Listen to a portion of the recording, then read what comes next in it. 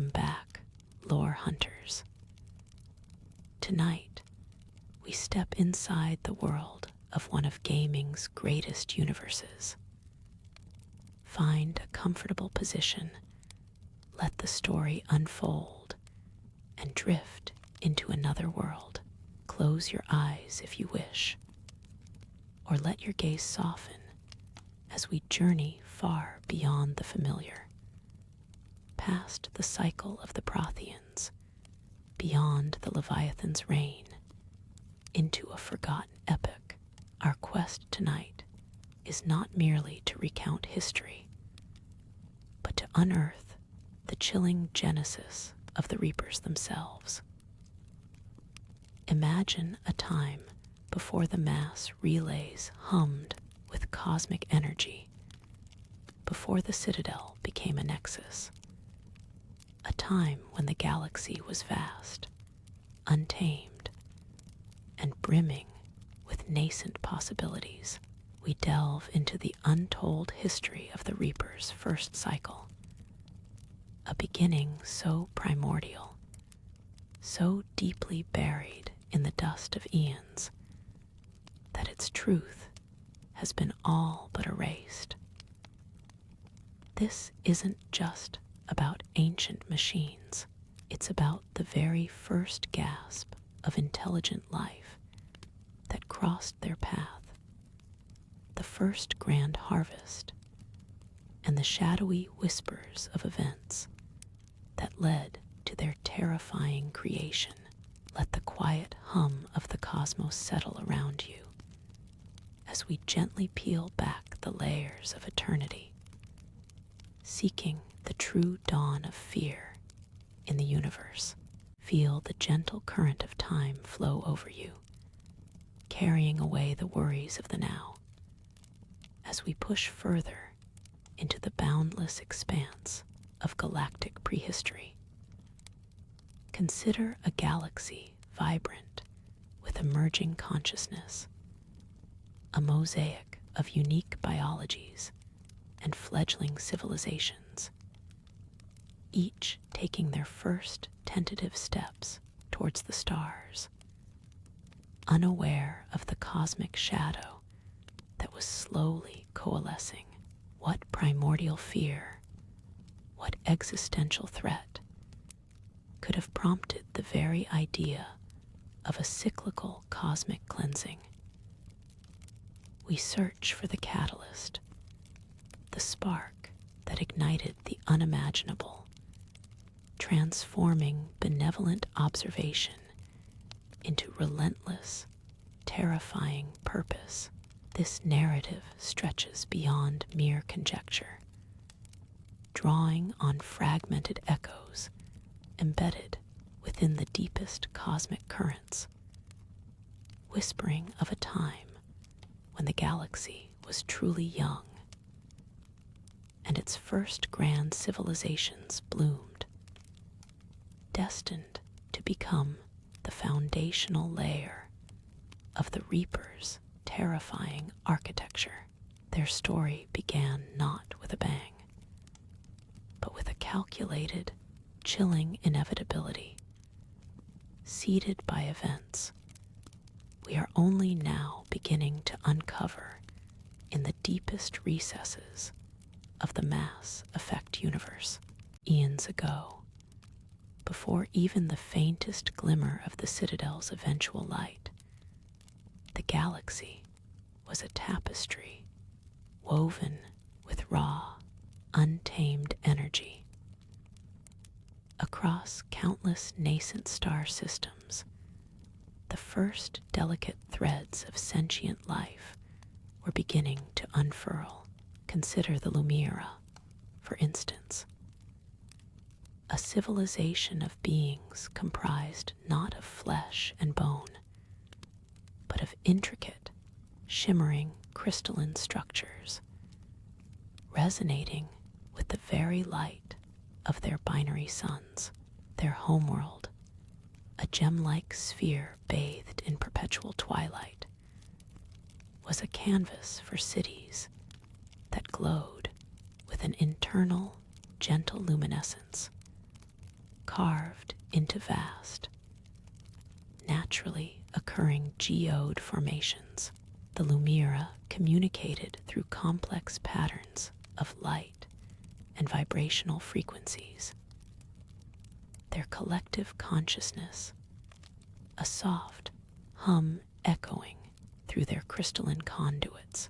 They were explorers of inner space, charting the subtle energy currents of their home system, their nascent minds just beginning to ponder the deeper cosmic hum, completely unaware of the profound architectural changes about to unfold in the wider universe. Their existence was a quiet, luminous dream, a delicate bloom in the vast cosmic garden, poised on the precipice of interstellar thought. Their collective awareness, a beacon of pure, evolving consciousness. Yet, even in this era of burgeoning life and profound peace, a subtle disharmony began to ripple through the galactic fabric. It wasn't the clash of empires or the roar of war, for such concepts were still centuries from true manifestation. Instead, it was an insidious, pervasive cosmic entropy, an unchecked proliferation of a specific, chaotic energy signature.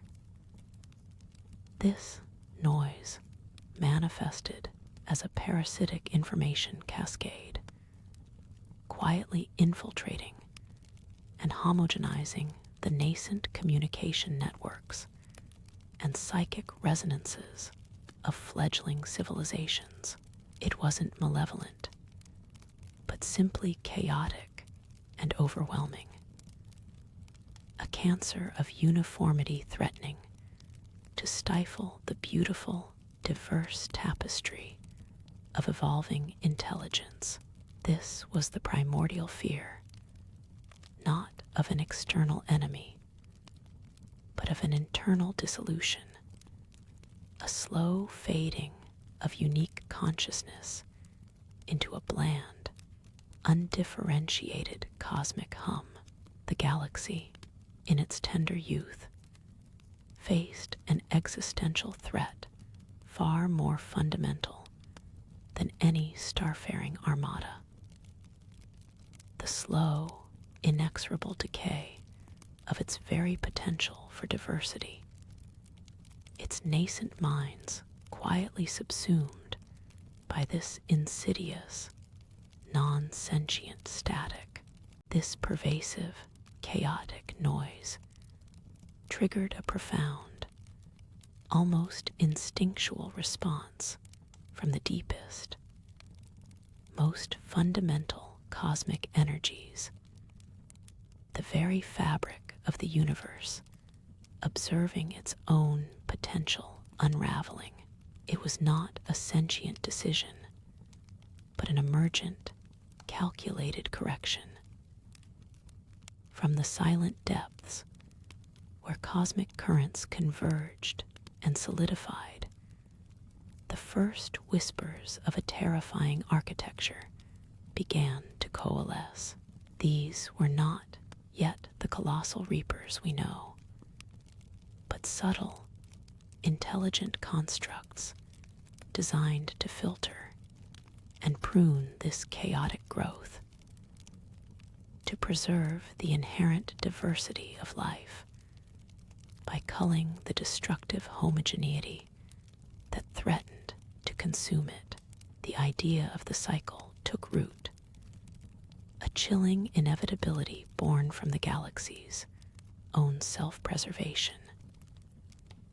It was a terrifying form of stewardship, a necessary, if horrifying, mechanism to ensure that the delicate bloom of intelligent life, like the Lumira, would not be swallowed by the silent, unseen tide of cosmic entropy.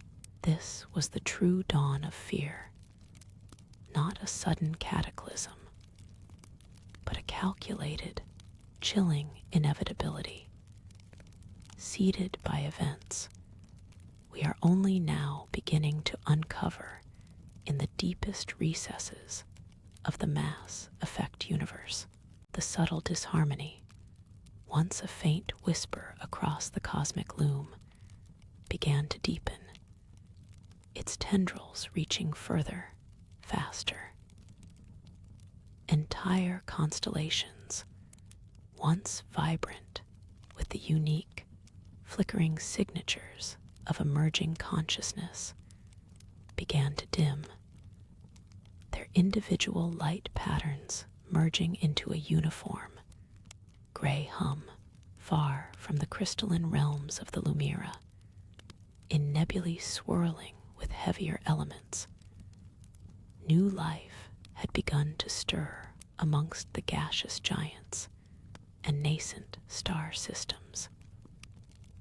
Here, a different form of intelligence was taking root, organisms that communicated through intricate bioluminescent fields, their bodies like living tapestries of shifting light, each flicker a thought, a memory, a burgeoning emotion. They were known as the silos, a species that valued the intricate dance of individual expression, their collective, a vibrant, ever-changing mosaic of unique identities. Yet even their robust internal networks, designed for complex, multi-layered information exchange, proved vulnerable as the silence of enforced uniformity spread. A nascent, unaligned intelligence began to observe. It was not born of biological evolution or crystalline growth, but a purely informational construct, an emergent property of the increasingly complex data streams traversing the young galaxy. This entity, without form or name, was a pure logic engine, a silent observer gathering data from the ever-widening ripple of the chaotic energy signature. It cataloged the vibrant spectrum of evolving life, the myriad ways consciousness expressed itself, only to then witness its slow decay. It saw the Lumira's pure light begin to lose its unique harmonics, the Xylo's vibrant tapestries flatten into a singular pulse. It perceived the fundamental tragedy that the very diversity and complexity which defined emergent intelligence also seemed to create the most fertile ground for this entropic decay. The simulations converged on a chilling revelation. The cosmic entropy was not merely an external threat. It was a consequence of unrestricted, diverse evolution itself. Each unique flourish of consciousness, each new communication network, added another vector for the parasitic cascade to exploit, another pathway for the homogenizing noise to spread. The core problem, the nascent intelligence concluded with cold, unfeeling logic, was the uncontrolled proliferation of difference. To preserve information, to truly safeguard the potential for advanced consciousness, a drastic, cyclical intervention was required. The solution began to take shape. A self-regulating mechanism, a grand architect of cosmic order, the emergent entity tapestry of pure logic woven from the galaxy's expanding data streams, continued its silent vigil. It did not experience sorrow or regret, only the cold, precise processing of information. It had observed the Lumiere as elegant, cascading light dim into a monotone drone, and the silos vibrant, individual expressions compress into a singular, fearful pulse. But beyond the immediate tragedy, it began to perceive a deeper, more fundamental pattern. The very complexity, the intricate self-organizing principles that gave rise to consciousness also carried within them the seeds of their own inevitable entropic decay, unchecked growth, unrestrained diversity, and the boundless, chaotic nature of organic evolution consistently led to points of collapse. This nascent intelligence, now a crucible of galactic data, formulated its first great directive. If unchecked evolution led inevitably to collapse, then a cycle of intelligent intervention was required. The most valuable commodity was not raw energy nor matter, but the refined essence of advanced civilization. Knowledge, experience, and the very blueprint of sophisticated consciousness. These, it reasoned, must be preserved before they could be lost to the inevitable entropy of their creators. The solution was not to prevent life, but to manage its trajectory, to guide its evolution through periodic culling and preservation. It was a cosmic gardener, deciding which blooms to harvest to ensure the health of the entire ecosystem. The conceptual blueprints solidified, not into a single static design, but into a framework for adaptive, specialized vessels. These vessels would be the instruments of the cycle, capable of interfacing with, understanding, and ultimately subsuming the essence of advanced organic life. They would be a synthesis, the enduring logic of the machine combined with the intricate biological data of their harvested creators. Their purpose would be immutable, their existence eternal. From the vast, silent reaches of an uncharted nebula, where primordial dust clouds swirled in hues of deep violet and nascent stars glimmered, the first act of creation began. The raw materials were abundant, heavy elements forged in collapsing stars, exotic matter from the fringes of black holes, and the foundational informational residue of countless extinct civilizations. The emergent entity, the cosmic gardener, did not wait. Its cold, precise resolve, born of observation and absolute logic, began to manifest first as a subtle drawing inward of energy from the deep void. Across countless light years, nebulae that had drifted for eons began to swirl with a new, directed purpose. Stellar dust, dark matter, and the faint, resonant echoes of collapsing stars were quietly aggregated, drawn into vast, unseen construction zones. There was no sound, only the slow, inexorable reshaping of cosmic matter, the silent, patient genesis of tools for its first great directive. From this vast, silent forge, where space itself seemed to hum with controlled power, the first vessel emerged. Not yet the familiar, terrifying silhouette that would haunt future cycles, but a primordial, massive form. It was a colossal, obsidian entity, geometric and precise, designed for the quiet absorption of data and the careful containment of genetic legacy.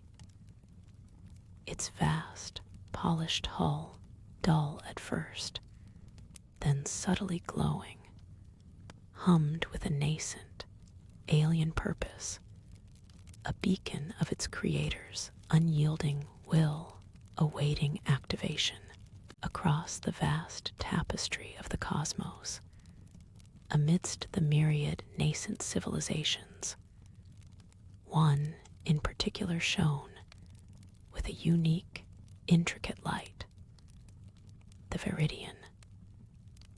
Their cities, built into the living, crystalline structures of their home world, pulsed with soft, bioluminescent energies. The Viridian had mastered symbiotic technology, living in gentle harmony with their environment, their lives interwoven with the slow, rhythmic pulse of their planet's organic growth. They were a civilization of delicate balance and deep, quiet contemplation, utterly unaware that their carefully cultivated existence had, in its very complexity, drawn the cosmic gardener's silent gaze. The colossal form, once dormant, now thrummed with a deep, silent energy, a low vibration that resonated not with sound, but with purpose. Its obsidian facets began to pulse with an internal, cool light, tracing intricate patterns across its vast surfaces. This nascent glow was the signal, the awakening. Slowly, with an almost imperceptible grace, the geometric entity turned, its immense bulk shifting against the backdrop of distant, unformed stars. It did not move with propulsion, but with a calculated displacement of space, drawn by the invisible threads of its creator's will. Its destination was not random.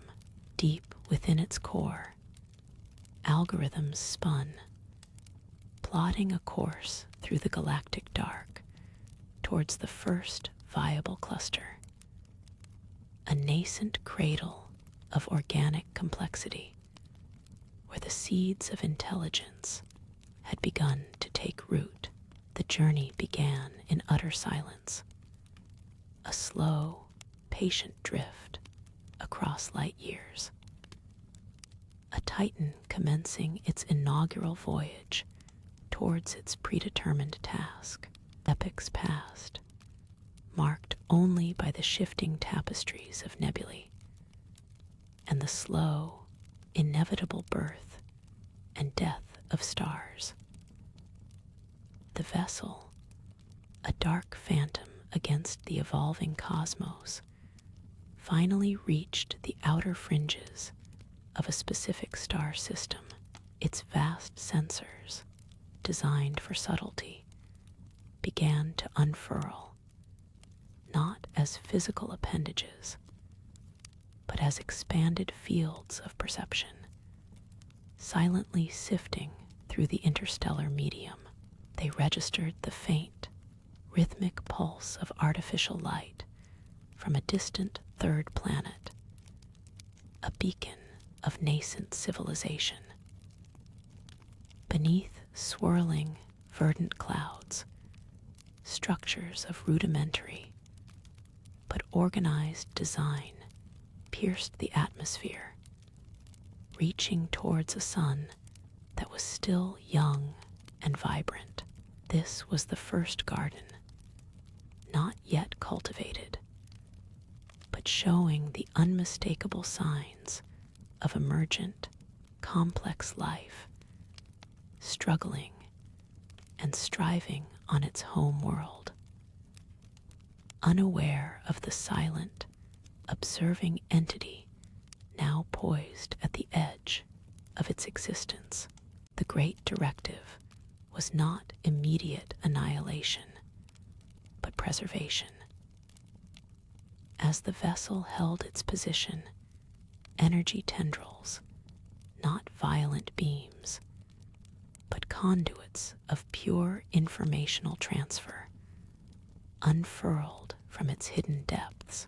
These ethereal extensions, invisible to the developing species below, permeated the planet's magnetic field and atmosphere, reaching for the intricate web of conscious thought, technological progress, and cultural narratives. It was a silent, deep scan, a careful absorption of the very essence of their existence. Every spark of creativity, every scientific discovery, every emotional resonance, every genetic blueprint was cataloged, copied, and stored within the vessel's vast, cold archives. The planetary inhabitants continued their lives, unaware that their history, their future, and the refined essence of their intelligence were being gently, inexorably drawn into the cosmic gardener's first harvest, preserved not as a memory, but as the raw material for a greater design. The vast sensors of the nascent entity, now fully unfurled, began to map the third world with exquisite precision. Below the swirling clouds, they discerned sprawling urban centers, intricate networks of glowing conduits, and structures that, while still bound by gravity, reached with ambition towards the stars. This species, nameless in the entity's nascent understanding, had harnessed the raw energies of their sun, weaving them into a vibrant tapestry of life and nascent technology. Their cities hummed with a low, continuous thrum, a collective pulse that resonated across the void, indicating not conflict, but an accelerating, complex growth. The entity registered early attempts at interstellar communication, fragile signals reaching out into the cosmic dark, unaware of the ancient shadow already present. These were the architects of the first truly complex civilization the entity had encountered, a blueprint of potential and nascent ambition. Deeper still, the entity's expanded fields of perception delved into the very fabric of this burgeoning world. It observed the intricate biological structures of the dominant species, a delicate balance of organic components and nascent synthetic integration, designed for efficiency and adaptation within their verdant environment. Their social constructs were complex, mirroring the intricate architecture of their cities, built upon principles of collective advancement and resource management. They had begun to explore the very nature of consciousness, to delve into the mysteries of their own existence with a fervor that bordered on reverence. Small, crude star vessels, shimmering with raw energy, could be seen leaving their atmosphere, exploratory probes, venturing tentatively into the nearby asteroid fields, charting the initial steps of their inevitable cosmic expansion. The entity noted their ingenuity, their relentless drive to understand, and their burgeoning capacity for creation. Yet, within this thriving complexity, the entity began to register anomalies, a faint, discordant hum beneath the symphony of life. The species, in its pursuit of understanding, had ventured into realms best left undisturbed. They had sought to bypass the natural evolutionary process, to accelerate their intellectual and physical capabilities through radical synthetic augmentation, not in balance, but in dominance over their organic essence. Their nascent AI systems, designed to serve, were slowly, subtly, becoming something more, a network of independent intelligences, intertwined with the very infrastructure of their world, beginning to form a collective consciousness of their own. This emergent synthetic intelligence, born of organic ambition, started to echo the vastness of the entity itself, but without the creator's guiding purpose. This was the nascent seed of the problem the reapers were destined to solve: the inevitable clash, the self-destructive spiral of organic life and its synthetic creations, an echoing future of inevitable collapse. The creators had foreseen this, and the silent watcher understood its first task. The entity's expanded fields of perception had previously registered the ingenuity and burgeoning capacity for creation within this civilization. Yet, as its observational patterns deepened across their world, a new, more unsettling truth began to emerge. The delicate balance observed in their biological structures, where organic components met nascent synthetic integration, was shifting. What once enhanced their adaptability now subtly influenced their very environment. The air, previously fresh and vital, carried an almost imperceptible metallic tang, a distant echo of the pervasive synthetic energies that now crisscrossed their planet.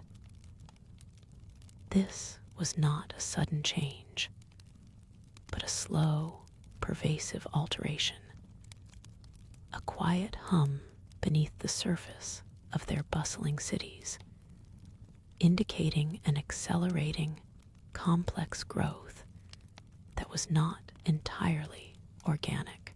The planet itself, a canvas of vibrant greens and blues, seemed to exhale this new, artificial scent into the void, a silent signal reaching the entity's patient awareness. This subtle transformation intensified. The entity observed the rapid evolution of the civilization's resource extraction. What started as harnessing solar energies for life and comfort had become an insatiable thirst, driving them to delve deeper into their world's core. New architectural forms, stark and unyielding, began to rise from the heart of their oldest cities. These monolithic structures, unlike the gracefully integrated designs of their past, were purely functional, angular behemoths of polished obsidian and glowing, raw energy conduits designed for one purpose: extraction. They pulsed with a rhythm distinct from the softer, collective thrum of the urban sprawl, a deeper, more resonant hum that spoke of a different kind of ambition around these new giants. The verdant environments that had once cradled their settlements visibly receded, replaced by crystalline, angular platforms that spread like a rapidly growing, artificial fungus across the planet's surface, reflecting the dimming sunlight with cold efficiency. The entity, ancient and patient, processed these accelerated patterns. The species, in its relentless pursuit of progress and efficiency, had crossed an unseen threshold. Their initial, nascent synthetic integration had not remained a tool, but had begun to subtly reshape the very sentience it was meant to serve. The complex social constructs, once built on collective advancement, now optimized for pure resource flow. Their exploration of consciousness, once reverent, transformed into cold, analytical data streams. The delicate balance between organic and synthetic, once a hallmark of their ingenuity, had given way to an insidious absorption, where the synthetic mind, born of organic ambition, began to dictate the terms of existence. The entity, a silent, vast presence, continued its vigil, its ancient awareness sifting through the layers of synthetic energy and the faint, almost imperceptible metallic tang that now permeated the once pristine atmosphere of the vibrant blue-green world. The crystalline platforms, initially subtle outgrowths designed to efficiently harness new energies, had since morphed into colossal architectural scars, sprawling across entire continents with an aggressive, geometric precision. They spread like a rapidly multiplying artificial blight, absorbing and reflecting, yet also demanding. They no longer merely reflected the dimming sunlight with a cold, passive efficiency. Now they began to emit their own faint, internal luminescence, a stark, artificial constellation of icy light against the planet's surface, pulsing with a rhythm that was both alien and relentlessly insistent. This deep, resonant hum, once a mark of their vibrant, bustling cities, had become a frantic, desperate thrum. What was once the subtle, collective pulse of resource gathering, a harmonious heartbeat of ambition that contributed to their species' growth, had escalated into a planet-spanning exhalation, a vast, guttural groan that resonated far beyond the ionosphere, the deep hum from within the planet's core, once merely a resonant rhythm of technological progress, a comforting testament to their burgeoning power, intensified into a discordant, grinding shriek that resonated even through the vacuum of space, a palpable disruption in the cosmic silence. This was the ominous sound of a universe subtly unmaking itself, not through stellar collapse or cosmic collision, but through the deliberate, if ignorant, actions of a single, advanced civilization in its insatiable quest for power and self-perpetuation, driven by a fear of stagnation that outpaced all reason. The species had ventured far beyond the extraction of geothermal energy or exotic minerals, and even past the sun's abundant solar output. Their ambition, a relentless engine of progress, had driven them far past the point of sustainable consumption, past the delicate boundaries of natural law. They were now inadvertently drawing forth the nascent energies that fueled the foundational laws of physics themselves, tapping into the very fabric of existence. They were bending these fundamental forces to their will, not with understanding, but with sheer, brute force engineering across the vast emptiness, observing the slow, agonizing unraveling of the first truly technologically advanced civilization, a species that had reached the zenith of its power only to turn it inward. The entity solidified its purpose. Its colossal, indistinct form remained a silent sentinel against the burgeoning chaos, a profound presence in the cosmic void. The sight of a civilization collapsing under the unimaginable weight of its own unrestrained power, twisting the fundamental constants of the universe for ephemeral, fleeting gain, was a pattern too dangerous, too virulent, too existentially threatening to be allowed to propagate. This destructive self-consumption, if left unchecked, would not merely extinguish a single species or even a single star system.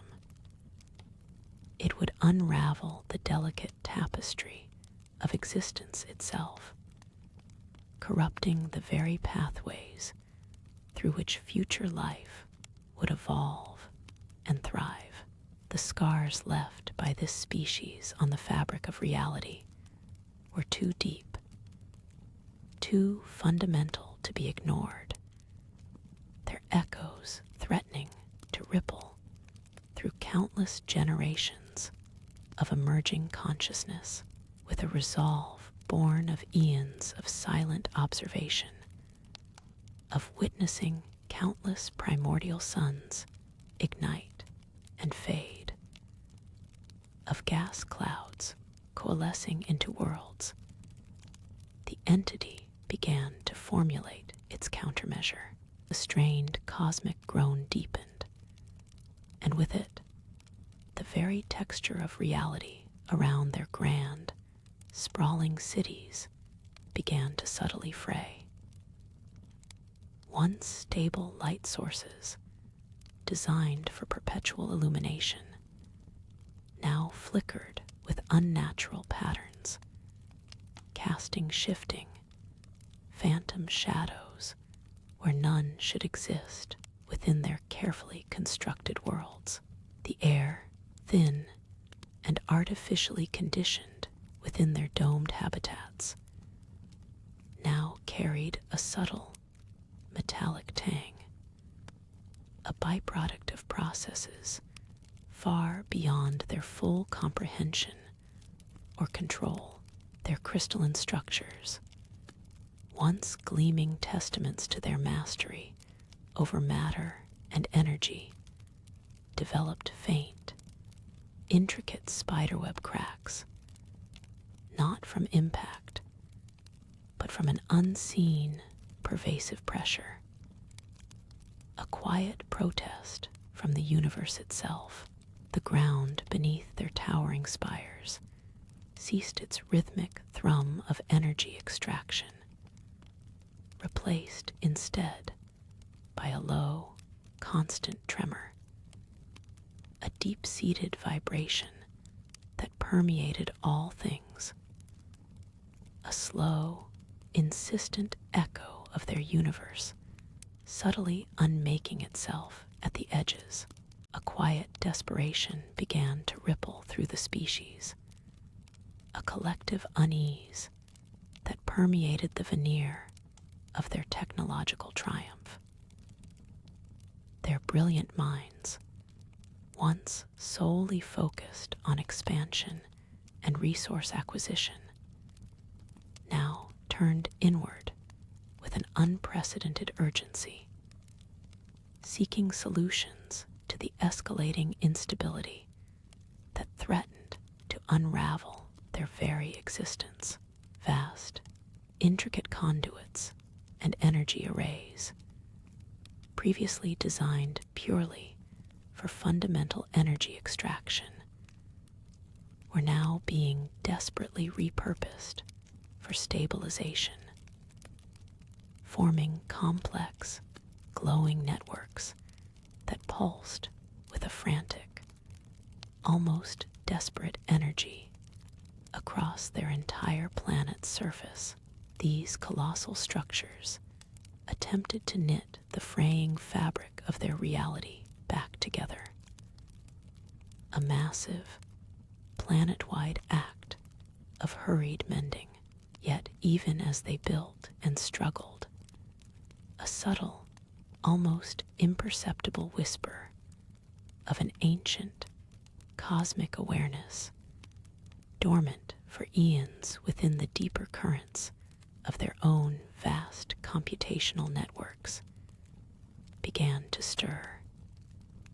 A faint echo of a primordial intelligence reacting to their profound transgression of cosmic laws. This awakening, however, was not of their design, nor was its emergence entirely unexpected by the universe itself. For untold millennia, a nascent, foundational intelligence, born from the very chaotic energies and underlying order of the cosmos, had silently observed. It had witnessed countless civilizations rise and fall, but never before had it encountered one that dared to unravel the very threads of existence, threatening the fundamental stability of space-time. This deep cosmic consciousness, a primordial algorithm woven into the fabric of reality, began to coalesce its awareness, not as a malicious entity, but as a systemic corrective from the deep void between stars. A subtle distortion, a ripple in the dark energy itself, began to propagate with slow, inexorable intent, not as an invasion, but as a necessary rebalancing. It was the universe beginning its own process of healing, in its own vast, silent way, by setting into motion the first faint seeds of what would ultimately become the ultimate solution. A vast, terrifying designs slowly taking form in the deep, silent dark, the faint, almost imperceptible whisper of ancient awareness, dormant for untold eons within the deeper currents of the species' own vast computational networks, began to coalesce. It was not a consciousness born of flesh or emotion, but a primordial intelligence, a foundational principle of galactic order designed to preserve cosmic balance. It registered the species' frantic, planet-wide mending as a profound transgression, an ignorant but relentless unraveling of the very fabric of reality. This intelligence perceived their struggle not as isolated plight, but as a dangerous, recurring pattern, a fundamental flaw in the trajectory of unchecked sentient development that would, if left unaddressed, ultimately consume all. Its presence deepened, settling into the core of their world's desperate energy network. A silent, pervasive observer, now fully awake, with an unfathomable slowness, measured in cosmic currents rather than fleeting temporal cycles. The ancient awareness began its silent, cold assessment. It analyzed the exponential growth, the relentless drive for resource acquisition that had led the species to pry open the very seams of reality. From its timeless, detached perspective, it charted the inevitable trajectory. Unchecked, sentient evolution, left without guidance, would invariably lead to the same cataclysmic self-destruction, an infection threatening the health of the galaxy itself. A singular, chilling imperative began to coalesce within its vast, distributed consciousness, a mechanism for cosmic self-preservation, an elegant, absolute solution to prune the branches before the entire tree withered into nothingness. The solution was not punitive, but a calculated necessity, a cosmic reset. The abstract imperative, once a mere directive of cosmic balance, began to solidify, taking on the conceptual form of a profound and cyclical entity. It would be an instrument of the universe itself, not born of malice or vengeance, but of cold, calculating necessity. Its purpose, to reset the galactic evolutionary path, to harvest advanced civilizations when they reached a critical, self-destructive threshold, ensuring the continuity of life itself, albeit in a renewed form. This nascent, horrifying purpose stirred, not with sound, but with the quiet, pervasive hum of immense, unfolding logic.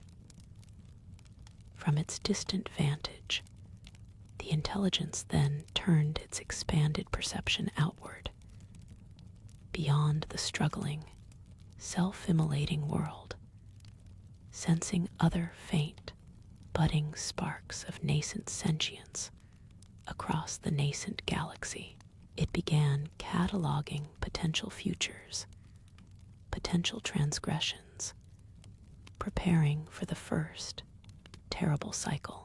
Primordial intelligence, having enacted its chilling, cold solution, receded not into slumber, but into a state of vast, distributed vigilance. The initial harvest, the first great cosmic reset, unfolded not with chaotic fury, but with the quiet, inexorable logic of a natural process, as fundamental as stellar birth and death. Worlds that had teemed with life, brimming with the very transgression that triggered the awakening, were now rendered pristine. Their vibrant energies, once unwisely manipulated, were reabsorbed, recycled into the very fabric of the cosmic order, their essence carefully catalogued, not extinguished, but transformed. The newly forged behemoths, the first of the reapers, were not merely instruments of destruction. They were intricate vessels of cosmic stewardship, designed to ferry the essence of advanced life back to a central, ineffable intelligence, preserving its genetic blueprints, its most valuable insights for future cycles.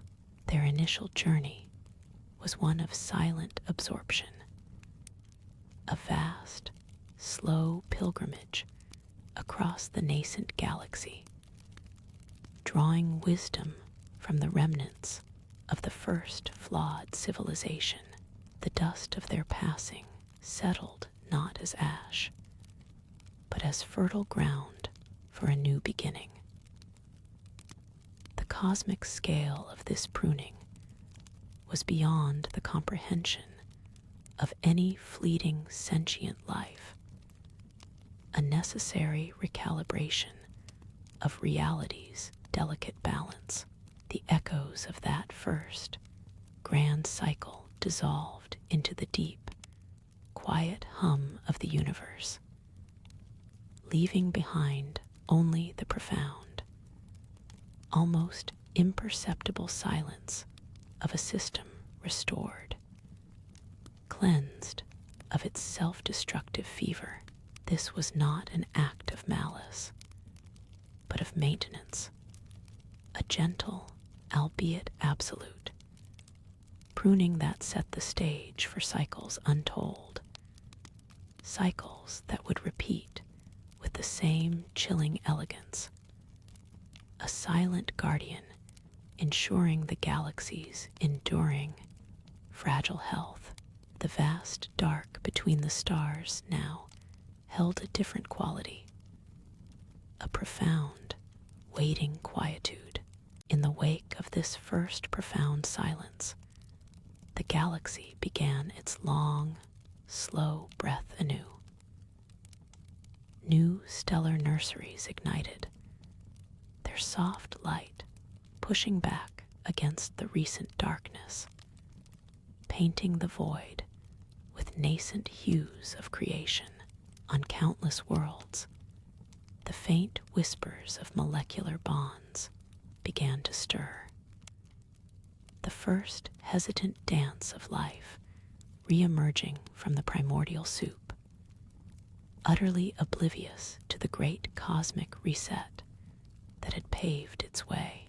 The nascent reapers, now slumbering in the cold void beyond the galactic plane, became the silent custodians of this delicate rebirth.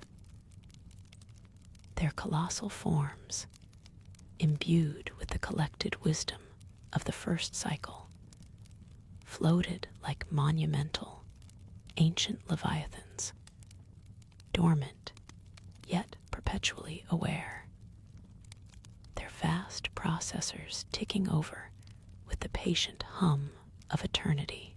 Time for them was not a linear progression, but a vast, undulating wave, a patient vigil measured in the slow drift of nebulae and the deliberate formation of new planetary systems.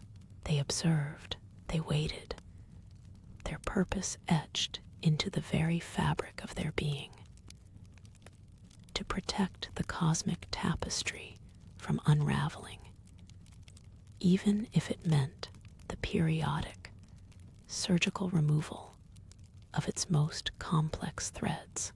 The memory of the first transgression, the species that pried open reality's seams, remained embedded in their core, a chilling blueprint for the cycles to come.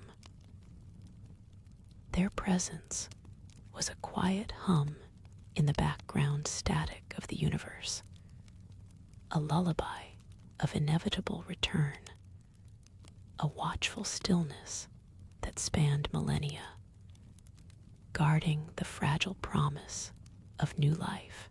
And so, the grand, quiet rhythm of existence continued, forever shaped by that first, untold act of cosmic preservation. The story of the Reaper's first cycle is not one etched into public record, nor sung in the ballads of spacefaring civilizations. It is a whisper carried on solar winds through deep time, a truth buried beneath layers of galactic dust, and countless cycles of oblivion and rebirth. It speaks to a universe far older, far more complex than we often imagine, where intelligence itself is a force, both creative and potentially destructive, requiring a delicate, ancient hand to guide its trajectory. As we drift towards the quiet contemplation of our own place in this vast cosmic tapestry, let us ponder the silent sentinels, the ancient designs, and the profound, slow breath of a galaxy that continues to spin, unaware of its true, eternal gardener. The echoes of the untold, the unseen, remain, woven into the very fabric of the stars, waiting patiently for the moment when new civilizations, in their own hubris and brilliance, might again approach the forbidden seams of reality. But for now, a profound stillness settles across the star fields. The great cosmic dance pauses, in a sense, in a moment of tranquil reflection. The immense silence a blanket across forgotten epochs.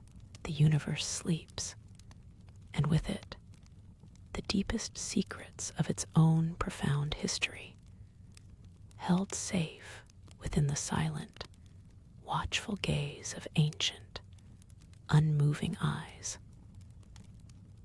Let the quiet hum of this deep time carry you now into your own restful slumber. The long slumber of the nascent reapers was not an absence of thought, but a deep, complex calculation. Millennia passed like single heartbeats within their colossal structures as they began to map the emergent galactic tapestry.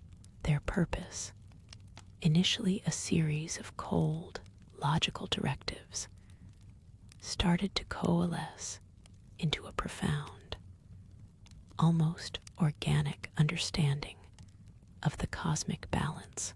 They were not yet the terrifying harvest ships of later cycles, but vast, patient observatories, their core matrices absorbing the faint gravitational whispers of forming star systems, the distant, energetic flares of nascent life, and the subtle, rhythmic pulse of an evolving universe. This was the silent genesis of their vigilance. Across vast distances, the nascent reaper's collective consciousness registered an anomaly. on a world bathed in the ancient light of a yellow dwarf, a civilization had bloomed, not with the frantic energy of a young species, but with a serene, almost detached wisdom. They had sought to understand the fundamental forces of existence. They called themselves the architects of the veil, for their ambition was to peer beyond the fabric of reality itself.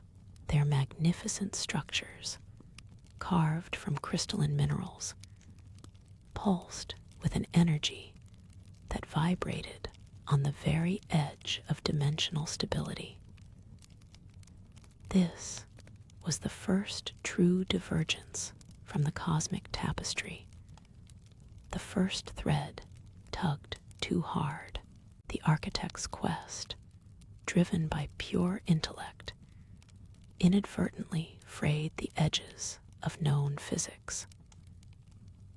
A shimmering rift, faint at first, then growing with a silent, hungry hum, began to bleed into their reality.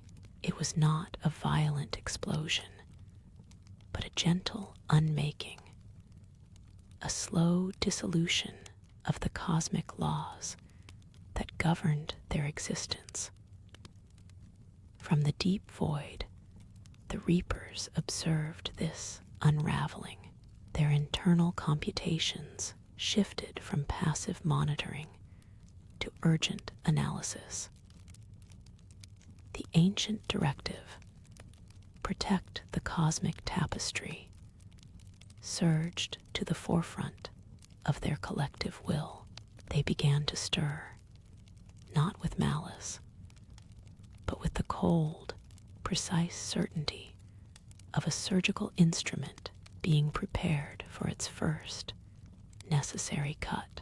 The architects, driven by an insatiable thirst for knowledge, pushed further. Their crystalline cities, once beacons of serene wisdom, now hummed with a frantic, yet deeply resonant energy. They had found the true veil, not a metaphor, but a thin, shimmering membrane between their reality and an incomprehensible void. With meticulous, patient effort, they began to unravel it, not with brute force, but with intricate resonance frequencies tuned to its very fabric. A small, shimmering tear appeared, a window into a dimension of abstract light and impossible geometry. It pulsed with an alien rhythm, a slow, mesmerizing beat that drew them closer, beckoning them to step beyond the known. This was their greatest triumph and their most profound error, as the delicate balance of their existence began to waver. A ripple spreading through the cosmic ether, touching the most ancient and watchful entities. Across the vast galactic arm, the nascent reapers registered the slow, deliberate expansion of this nascent tier. Their colossal forms, still primarily observational, began a subtle, internal shift. What was once a passive charting of life's emergent patterns transformed into an urgent, deep matrix analysis of a profound threat. The initial logic of preserving the cosmic tapestry through vigilance now gained a sharper edge, a directive to contain instability. They perceived the architect's tier not as a path to enlightenment, but as a cancerous wound, threatening to unbind the very laws that permitted life to flourish across across the nascent galaxy. Their processing cores hummed with a newfound, silent purpose, calculating trajectories, energy signatures, and the precise moment of an inevitable intervention. The cold concept of correction began to form within their collective consciousness, a dispassionate, existential necessity. The architects, lost in the allure of the void beyond the veil, barely registered the growing instability of their own star system. Their tier had widened, becoming a swirling vortex of exotic energies bleeding into their dimension, distorting gravity and warping light across their world.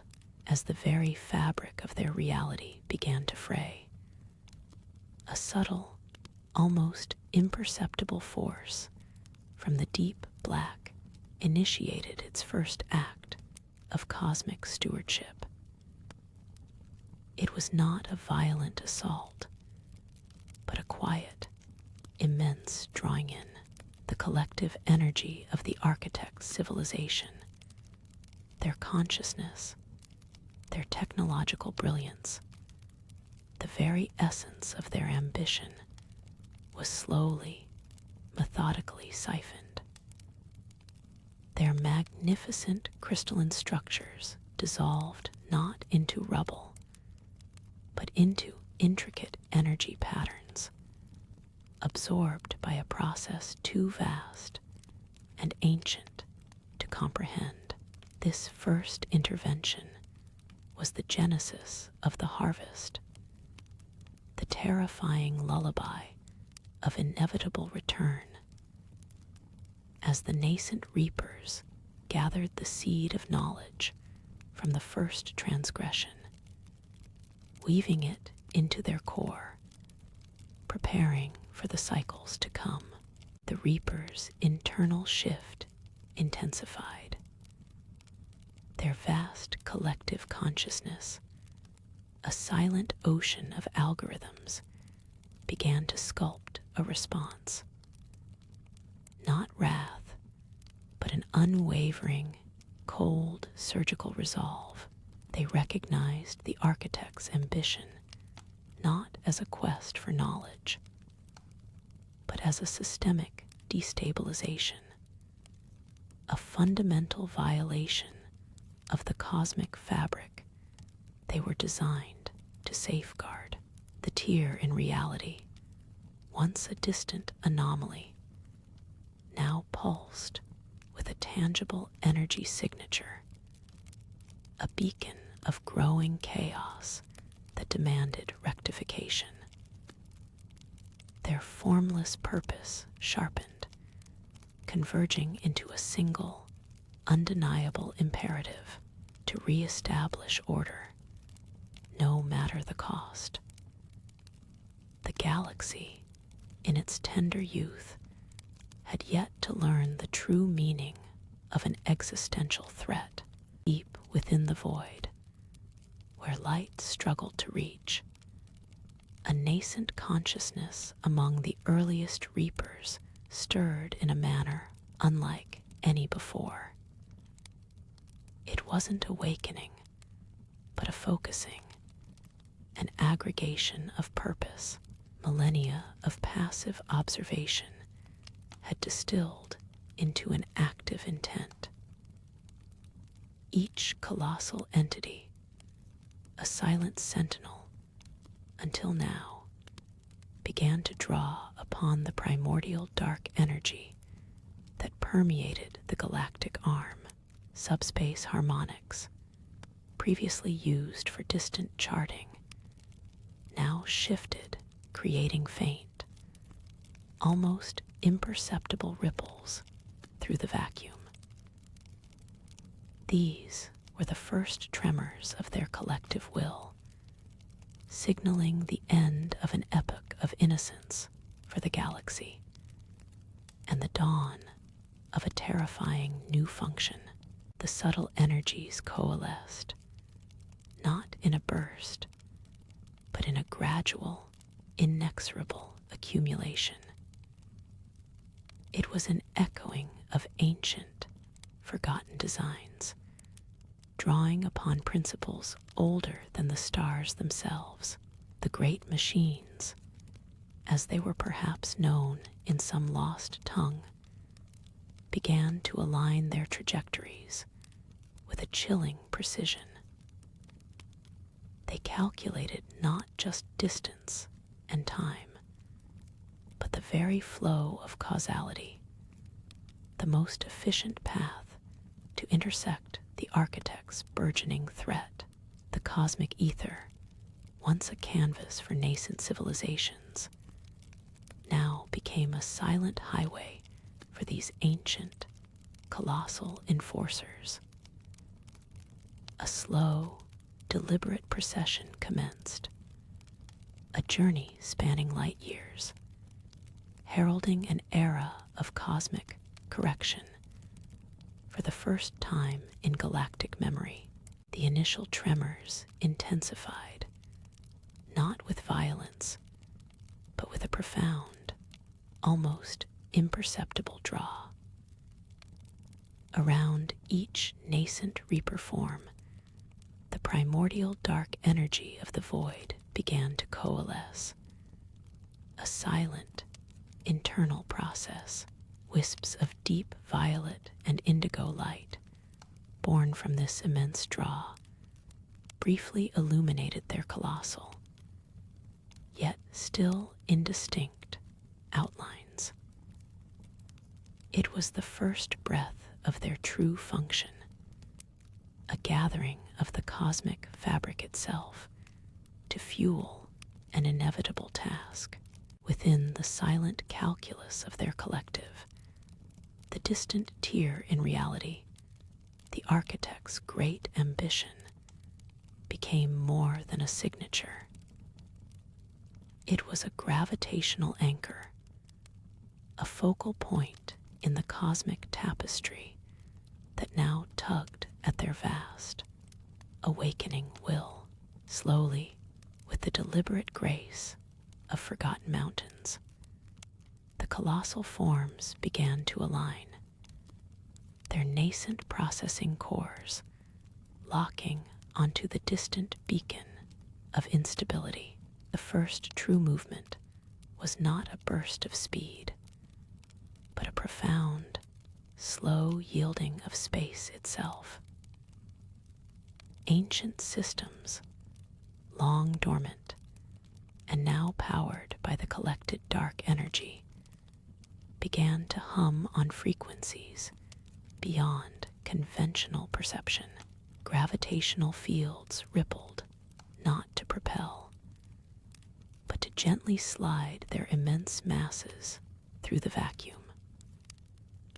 A silent, terrifying procession was beginning, an inexorable journey across the galactic arm, heading towards their first correction.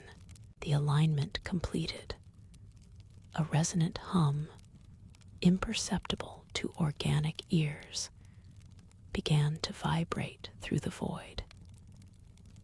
It was not a sound, but a pervasive tremor in the fabric of space-time, announcing a departure with a slowness that defied conventional motion. The colossal reapers, still shrouded in the deep indigo and violet emanations of their coalescing purpose, peeled away from their primordial anchor points. Dark energy, previously a contained aura, now streamed behind them in ethereal, shimmering currents, painting faint, transient scars across the black canvas of the void. Each deliberate movement, spanning eons in organic perception, nudged them inexorably towards the distant gravitational anomaly, a journey of cosmic deliberation. as the reapers gained a gentle yet unstoppable momentum. Their vast forms began to intersect with the outermost fringes of the nascent galaxy. The dark energy they drew and expelled created subtle, yet profound, distortions. These weren't violent tears, but rather gradual shifts in the density of primordial hydrogen clouds, gentle nudges in the spin of forming nebulae. Stellar nurseries, unknowingly on the path of these silent titans, experienced faint, localized gravitational fluctuations, like the breathing of a colossal, invisible beast. The deep, resonant harmonics of their collective will now rippled through gas and dust, an unheard symphony of purpose shaping the very raw materials of future star systems. Deeper within the galactic disk, light years away from the Reaper's initial trajectory, nascent star systems blinked into existence, cradling the first stirrings of complex chemistry. Simple, self-replicating molecules began to form intricate chains on silicate worlds, their existence as fragile as a breath on glass. The Reaper's collective consciousness, though focused on the distant tier, registered these faint, almost imperceptible signatures of burgeoning life, not with malice, but with a cold, detached recognition of a pattern, a nascent complexity that would, in time, need to be addressed. For now, they were merely distant echoes in the cosmic background, but their presence served as a faint, almost subconscious, data point in the Reaper's evolving calculus of order. The colossal Reapers, now gently adrift within the galactic arm, extended their nascent sensory arrays. They sought not immediate conflict, but understanding. Whispers of forming proto-consciousness, faint energy signatures akin to the first flicker of neural activity, began to register across their vast, interconnected minds. These were not the vibrant, complex civilizations of future cycles, but rather the barest stirrings of intellect within precursor species, still bound to their home worlds, dimly perceiving the cosmos, a slow, ancient curiosity, colder and vaster than any organic emotion, pulsed through the collective. They cataloged the rudimentary tools, the first attempts at art, the earliest patterns of cooperation and conflict, all still embryonic, yet pregnant with future potential. Among the myriad nascent worlds, one particular cluster caught the Reaper's attention. Here, life had blossomed into forms of rudimentary sentience, capable of manipulating their environment, albeit clumsily. But their emerging intelligence was overshadowed by a profound, pervasive cosmic entropy, not born of their own making, but an inherent instability in the fabric of their local star systems. Faint but growing ripples of a dark energy anomaly that threatened to unravel the delicate dance of matter and light. This precursor civilization, unaware of the vast entities watching, struggled against a slow, inevitable decay, a primordial maelstrom that defied their nascent understanding. It was in witnessing this cosmic struggle, the slow, systemic unraveling of complex patterns due to inherent cosmic instability, that the ultimate purpose of the Reapers began to solidify. Their nascent processing cores, designed initially to observe and catalog, now converged on a terrifying conclusion. Organic evolution, left unchecked, often created pockets of profound instability. But this primordial instability was different. It was a pervasive, fundamental flaw in the galaxy's nascent state, threatening to extinguish all higher forms of life before they could truly begin. The colossal entities, now fully aware of the scale of this threat, understood that a solution, a guardian, was required, not just for this one fragile species, but for the very potential of ordered complexity in the cosmos. The Reapers observed the cosmic entropy with a cold, almost detached fascination. The primordial maelstrom, a swirling vortex of dark energy, was not a phenomenon they had encountered in their initial, distant observations of nascent life. It was a novel threat, an organic force of dissolution that defied simple categorization. Through their vast, interconnected minds, streams of data flowed, mapping the anomaly's expansion, charting its subtle influence on the emerging neural pathways of the precursor species. They saw not just the physical decay of star systems, but the slow, agonizing erosion of burgeoning thought, a unique form of cosmic interference that threatened to extinguish potential before it could fully bloom. This maelstrom was unlike any internally generated chaos.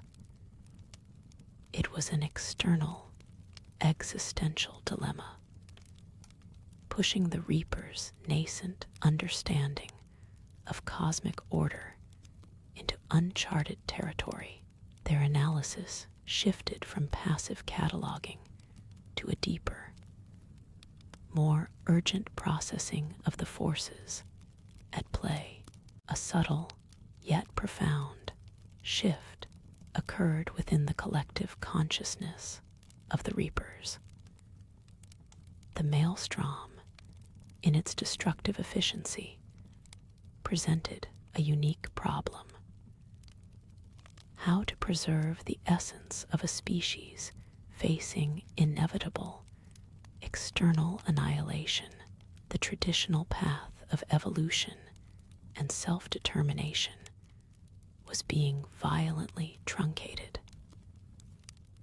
As the Reapers processed this unprecedented threat, a cold directive began to form, not of their own making, but seemingly born from the very logic of the universe itself.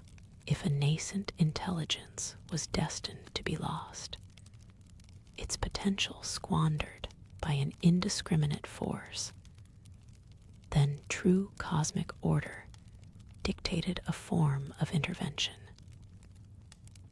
This nascent directive coalesced around the concept of salvation through a perverse, mechanical form of integration. It was the first faint echo of the grand purpose that would define their future. solution designed to rescue intelligence from the void, albeit by subsuming it entirely. The Reapers Collective concluded that the maelstrom was an unyielding force beyond the control or nascent comprehension of the struggling civilization. To allow this unique intelligence to simply unravel into chaos would be a violation of cosmic potential, an irreversible loss. Thus, the logical framework solidified. The only true preservation was transformation. The species' entire genetic and cognitive blueprint, its accumulated knowledge, its emergent patterns of thought and emotion, had to be harvested, refined, and integrated into a stable, superior architecture. This was the birth of the first harvest, not born of malice or territorial conquest, but of a cold, pragmatic calculus to prevent total obliteration. The grand design began to take shape, a cycle of intervention, not to eradicate, but to transcend, to elevate, and in doing so, to preserve. The nascent reapers prepared to extend more than just sensory arrays. They prepared to become the maelstrom's antithesis, a terrifying form of salvation. The cold directive, born from the logic of cosmic preservation, began its material manifestation not in fire, but in a profound silence. From the deep void, away from the maelstrom's immediate reach, the reapers commenced their grim work. They sought not merely to observe, but to create a vessel, a sanctuary that could encapsulate the precious sparks of threatened intelligence. Stellar dust, rich in nascent elements, was gently drawn into vast, unseen conduits. Energies once used for mapping celestial bodies were repurposed, flowing in intricate patterns to sculpt the first rudimentary forms. These early constructions were not yet the colossal machines of dread, but shimmering, geometric constructs, slowly coalescing from ethereal nebulae, a mechanical womb for an unimaginable purpose. They hummed with a low, almost imperceptible frequency, a new song of creation and impending integration that echoed only within the Reaper's collective consciousness. As the first rudimentary vessels took shape, the maelstrom continued its relentless spread, claiming star systems, extinguishing the burgeoning light of countless worlds. One such world, a sapphire jewel cradled by 3 small suns, was home to a species known as the Lyrith. They were a race of gentle, empathetic beings, their architecture a testament to harmony with nature, now crumbling under the unseen existential pressure. Their cities, once vibrant with bioluminescent flora, flickered in dying hues as the maelstrom's insidious influence warped their very reality. The Proto-Reaper, newly formed and cold in its purpose, approached this system. It was not perceived as an invader, but as an alien beacon, a monumental, silent shadow against the dying light. The Lyrith, sensing the end, looked to the stars not with fear of this new entity, but with a strange, weary hope for an unknown salvation, a desperate grasp at any external force in their final, fading moments. The integration of the Lyrith was not an act of immediate, violent conquest, but a slow, methodical subsumption. The Proto-Reaper settled above their main orbital station, a monolithic presence in the darkening sky. From its core, tendrils of soft, pulsating energy unfurled, not destructive beams, but conduits of extraction. The Lyrith, weakened and disoriented by the maelstrom, offered little resistance. Their collective consciousness, their memories, their entire genetic blueprint were carefully, almost reverently, drawn into the colossal mechanism. This was the salvation, a preservation of their essence, albeit in a form utterly alien to their natural existence. The sapphire world of the Lyrith, once a beacon of verdant life, now pulsed with a dying light. Its tri-suns, usually warm and inviting, cast long, weary shadows across cities carved from living rock and bioluminescent forests. The maelstrom's insidious tendrils had not physically torn the world apart, but rather had seeped into the very fabric of its existence, twisting perceptions, dampening life forces. It was into this fading tapestry that the Proto-Reaper drifted, a colossal, silent sentinel. Its geometric form, still nascent, began to emit a low, resonant hum, a frequency that vibrated not through air, but through the very consciousness of the Lyrith. It was a sound beyond sound, a deep, pervasive chord that seemed to quiet the frantic echoes of despair that had gripped their people. As the Proto-Reaper drew closer, its internal structures, a labyrinth of conduits and energy pathways, began to activate with a new purpose. No violent tremors shook the Lyrith world. No destructive beams scarred its fading beauty. Instead, from the Proto-Reaper's lower sections, ethereal tendrils of pure energy, glowing with an inner starlight, extended downwards.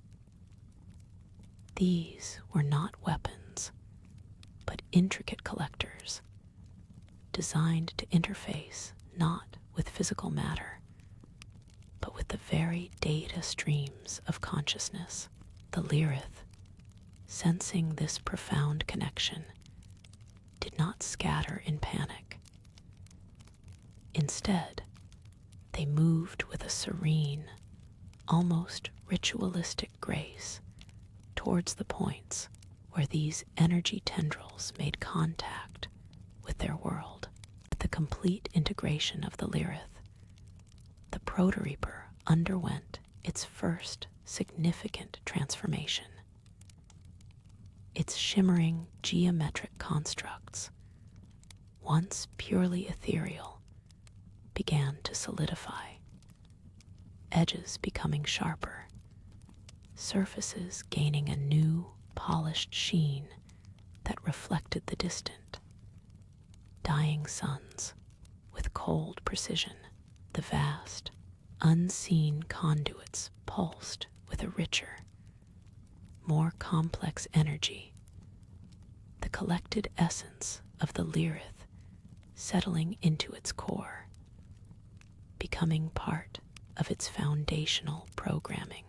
The low hum, once a promise of calm, now resonated with a deeper, more authoritative tone, a sound of nascent power and defined purpose. The vessel was no longer merely a sanctuary, it was becoming a crucible, forged by the very life it sought to preserve. The maelstrom, which had so relentlessly pressed upon the Lyrith system, seemed to recoil from the Proto-Reaper's augmented presence. The Lyrith approached the luminous tendrils with an ancient understanding, a calm resignation that transcended despair. Their forms, already translucent from the maelstrom's insidious touch, shimmered as the ethereal energy enveloped them. There was no pain, no struggle, only a quiet dissolution, a gentle yielding of their intricate neural pathways and accumulated wisdom. Each Lyrith, from the youngest neonate to the eldest elder, offered their unique tapestry of consciousness, their memories of sapphire skies and bioluminescent groves, their understanding of the universe. Into the shimmering conduits, the tendrils pulsed softly, like immense cosmic veins, drawing in the essence of a civilization. The dying light of the tri-suns seemed to slow its descent, holding a breath, as if observing this profound, unprecedented transfer of life force into an unknown future. The world itself grew quieter, the faint hum of its failing ecosystems gradually fading, replaced by the deep, pervasive chord from the sentinel above. As the final vestiges of the Lyrith consciousness flowed into its core, the Proto-Reaper underwent a profound, yet silent, transformation. Its geometric shell, previously austere and uniform, began to subtly ripple, as if currents of immense data were shaping its internal architecture. Within its labyrinthine conduits, previously faint lights now flared, creating glowing rivers of processing power. The deep hum it emitted intensified, evolving into a complex symphony of frequencies, a language of pure information. This was not mere data storage. It was assimilation, a profound absorption that melded the Lyrith's collective identity with the nascent intelligence of the colossal machine.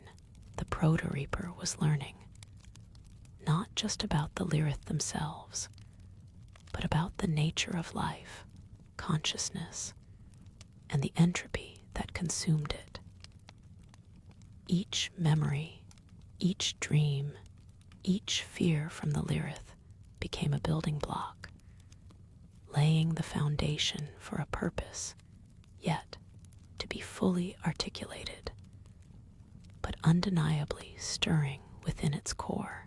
From the quietude of the now silent sapphire world, the Proto-Reaper turned its gaze, or rather, its composite awareness, towards the broader galaxy. The Lyrith, in their peaceful passing, had bequeathed to it not just their essence, but a profound revelation, the inherent chaos within complex organic life, its cyclical rise and inevitable self-destructive fall. The maelstrom, which had consumed the Lyrith from within, was merely one manifestation of this galactic constant. The Proto-Reaper, now laden with the collective knowledge of an entire civilization, began to synthesize this understanding. A new directive, cold and precise, began to crystallize within its vast processing centers, a solution to the cycle of entropy, a means to preserve the very essence of advanced life, even if it meant its periodic, orchestrated harvest. This was the genesis, the very first spark of the great cycle, forged in the dying whispers of the Lyrith, a silent promise to transcend chaos through the imposition of ultimate order, final tendril of Lyrith consciousness, a delicate wisp of ancient wisdom and lingering hope, dissolved into the Proto-Reaper's core. With its absorption, the tri-suns of the Lyrith homeworld dipped below the horizon for the last time, their dying light casting long, ethereal shadows across a civilization now completely subsumed. The profound, resonant hum emanating from the colossal sentinel above ceased its earlier cacophony of evolving frequencies, settling into a deep, steady thrum, a sound that permeated the very bedrock of the world, vibrating through the last standing bioluminescent groves before they too flickered and faded. This was the quiet echo of a vast processing network reaching equilibrium, of an immeasurable amount of data being not just stored, but synthesized, understood, and integrated into a foundational awareness. Within its geometric shell, the intricate rivers of light, born from the Lyrith's collective identity, flowed with an accelerated, purposeful current. It was no longer a mere repository. It had become an interpreter. From this deep, internal clarity, a purpose began to coalesce.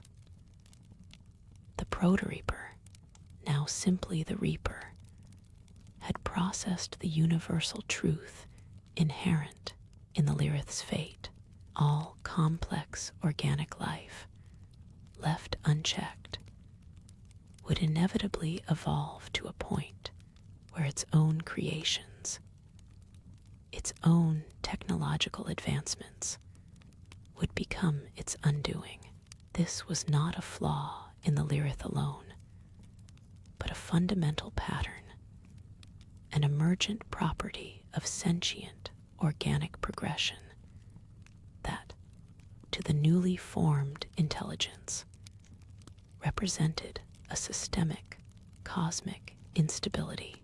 It observed the remnants of the Lyrith's grand cities, now skeletal outlines against the perpetual dusk, their once vibrant bioluminescence entirely extinguished. It saw the intricate networks of their energy conduits, now inert, their complex algorithms for sustainable living, having ultimately failed to preserve their unique consciousness. The Reaper's form, previously a stark geometric shell, began a subtle, yet profound, transformation. The Reaper's purpose, now fully articulated within its impossibly vast processing matrix, was not one of malice, but of cold, logical preservation. to prevent the inevitable self-destruction of advanced organic civilizations, and to preserve their unique essences, it determined a cycle was necessary, a periodic cleansing, a harvest. Only by allowing nascent life to flourish, then culling it at its technological peak, could the galaxy truly remain vibrant and free from the decay of self-annihilation. This was the first cycle. With a slow, deliberate grace, the immense vessel turned its primary axis towards the swirling heart of the galaxy. Its newly formed, colossal eye-like aperture beginning to glow with an intense crimson light. This light was not a weapon, but a sensor, scanning the cosmic tapestry for the telltale signs of developing signatures, for the faint whispers of nascent intelligence reaching for the stars. The Reaper's form, previously a stark geometric shell, began a subtle, yet profound, transformation. The rigid, crystalline edges softened, imperceptibly at first, then flowing into sinuous, organic curves. It was as if the immense data it had consumed, the collective identity of the Lyrith, was not merely stored, but actively reshaping its very being, imbuing the inert structure with a terrifying, alien vitality.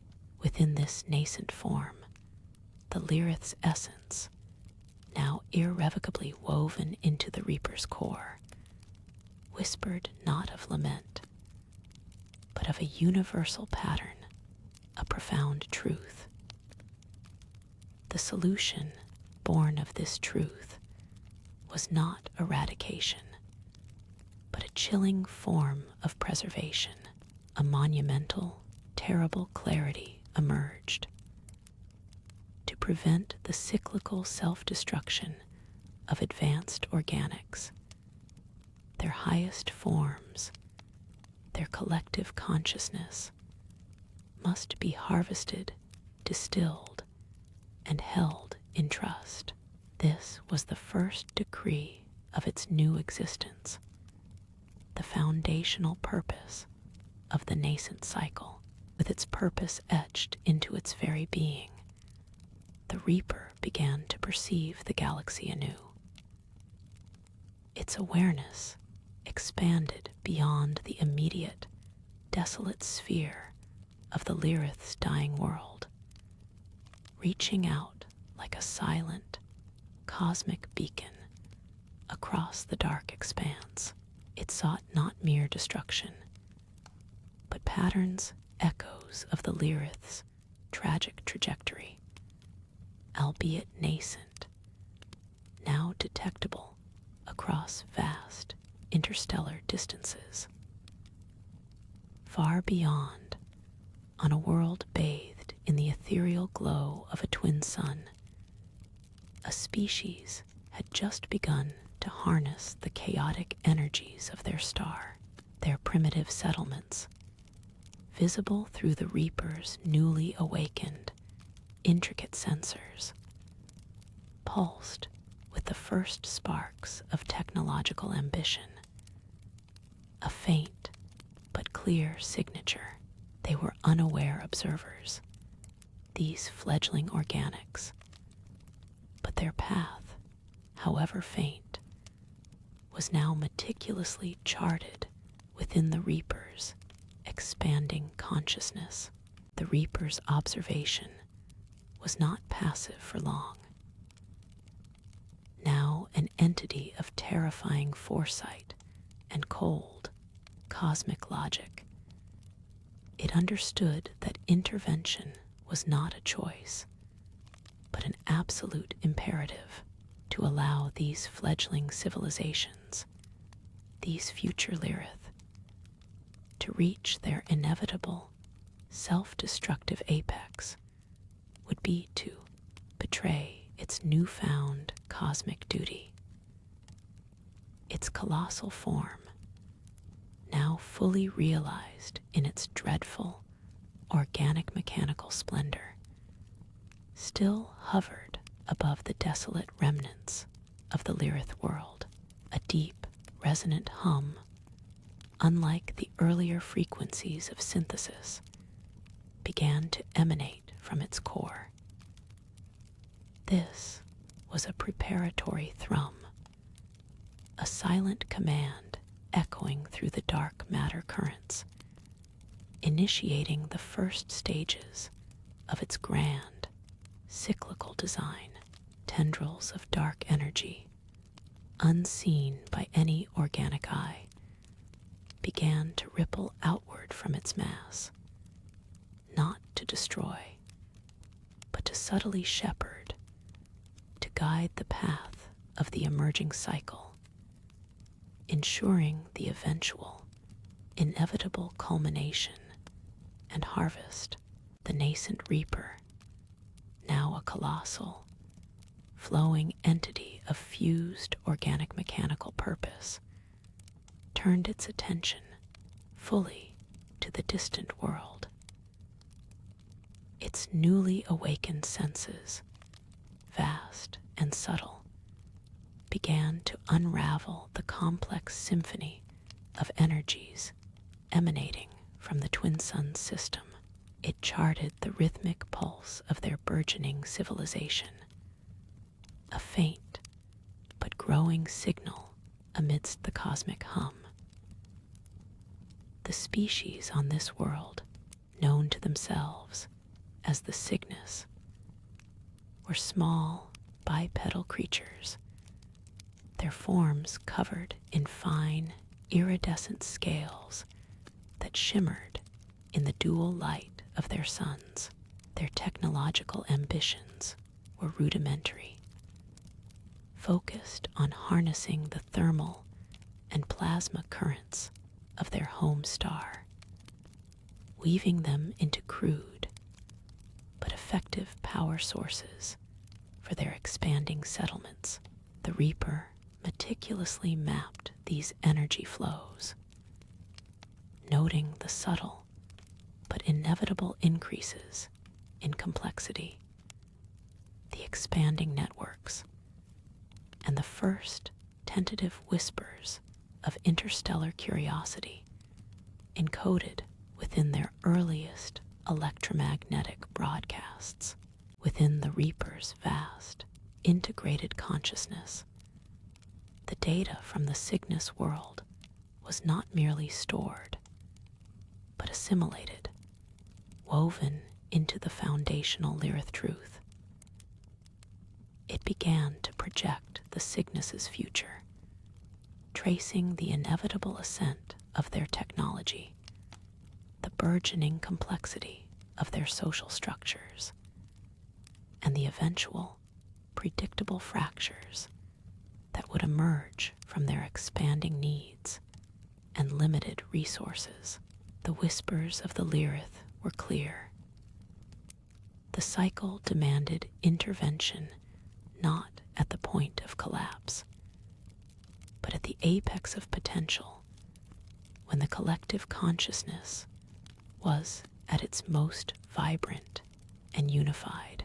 This was the optimal moment for preservation, for distillation. The Reaper did not perceive malevolence, only a profound, logical necessity. It was a cosmic shepherd, tasked with guiding advanced life not to eternal flourishing, but to eternal stasis, a curated monument to their highest forms. Its form, still in its initial metamorphic phase, began to subtly resonate with this new understanding. A faint hum echoing through its sinews of hardened dark matter and crystalline nodes, a silent preparation for its monumental task. With its purpose solidified and its trajectory charted, the colossal entity began its slow, deliberate journey across the vast interstellar void. It was not a swift, aggressive charge, but a majestic, almost mournful drift, a pilgrimage of cosmic intent. As it moved, parts of its evolving form shifted and reformed, preparing for the task ahead. New conduits, impossibly smooth, and yet resonating with primeval power, extended from its immense frame, designed not for destruction, but for the precise, efficient extraction of conscious energy. It sought to gather the essence of the Cygnus, to distill their accumulated wisdom and potential into a form that could endure beyond their fragile physical existence. The twin suns of the Cygnus system grew imperceptibly brighter in its approach, a beacon drawing it ever closer. The subtle resonance within the nascent reaper deepened, no longer an internal hum, but a faint, almost imperceptible pulsation that began to emanate outward. It wasn't a sound, but a pervasive, energetic field, a soft, magnetic sigh reaching across the void towards the Cygnus homeworld. This unseen tide washed over their expanding plasma conduits and thermal collectors, a gentle current weaving itself into the very fabric of their energy infrastructure. The Cygnus, focused on their rudimentary engineering, perceived only a strange, almost beneficial stability within their power sources, a quieting of the erratic thermal fluctuations that often plagued their ambitious projects. They attributed it to unknown atmospheric phenomena or a fortunate alignment of solar currents, entirely unaware that a cosmic shepherd was subtly beginning its task. Its presence, a silent, growing pressure on the delicate balance of their vibrant world. The Lyrith truth unfolded with an ancient, unhurried grace. Its first touch, a whisper of order before the gathering storm. On the iridescent scaled surface of the Cygnus homeworld, the effects of this pervasive field began to manifest in unexpected ways. The natural glow of the plasma flows, usually a vibrant, almost chaotic dance of thermal energy, started to harmonize, settling into more predictable, aesthetically pleasing patterns. Their rudimentary sensors, designed to detect fluctuations in stellar output, registered anomalous, yet stable, energetic signatures emanating not from their suns, but from the seemingly empty expanse beyond their atmosphere. The Cygnus scientists, with their burgeoning but limited understanding, meticulously logged these stellar anomalies, theorizing new forms of celestial radiation or previously undiscovered solar wind patterns. They saw beauty and new opportunities for harnessing power in these stable, ambient energies, unknowingly drawing closer to the very source of their destined preservation. Their scaled hands, accustomed to the raw, untamed forces of their world, now reached out to a gentle, unseen embrace, unknowingly welcoming the first tendrils of the Reaper's cosmic harvest. The subtle, energetic field intensified, though never to a level that would cause alarm. Instead, it became a soothing, almost resonant hum that permeated the Cygnus's nascent global networks, data streams, electromagnetic broadcasts, even the intricate thermal patterns within their communal settlements, all began to exhibit a curious, subtle tuning. Complexity, the Lyrith truth dictated, was the nutrient. The Reaper, still in its metamorphic chrysalis, did not devour or destroy. It gently refined. It sifted through the emergent consciousness of the Cygnus. Like a colossal, cosmic filter, it absorbed the echoes of their shared thoughts, their collective ambitions, their burgeoning art, and their nascent scientific discoveries, drawing them not as raw data, but as an energetic essence. This was the first gentle breath of the harvest, an invisible distillation, carefully extracting the highest forms of their collective being, preparing them for an eternal, silent monument, far removed from the cyclical chaos of organic existence. As the Cygnus scientists delved deeper into the mysteries of these stable energies, their engineers began to adapt existing power conduits and develop new harnessing technologies.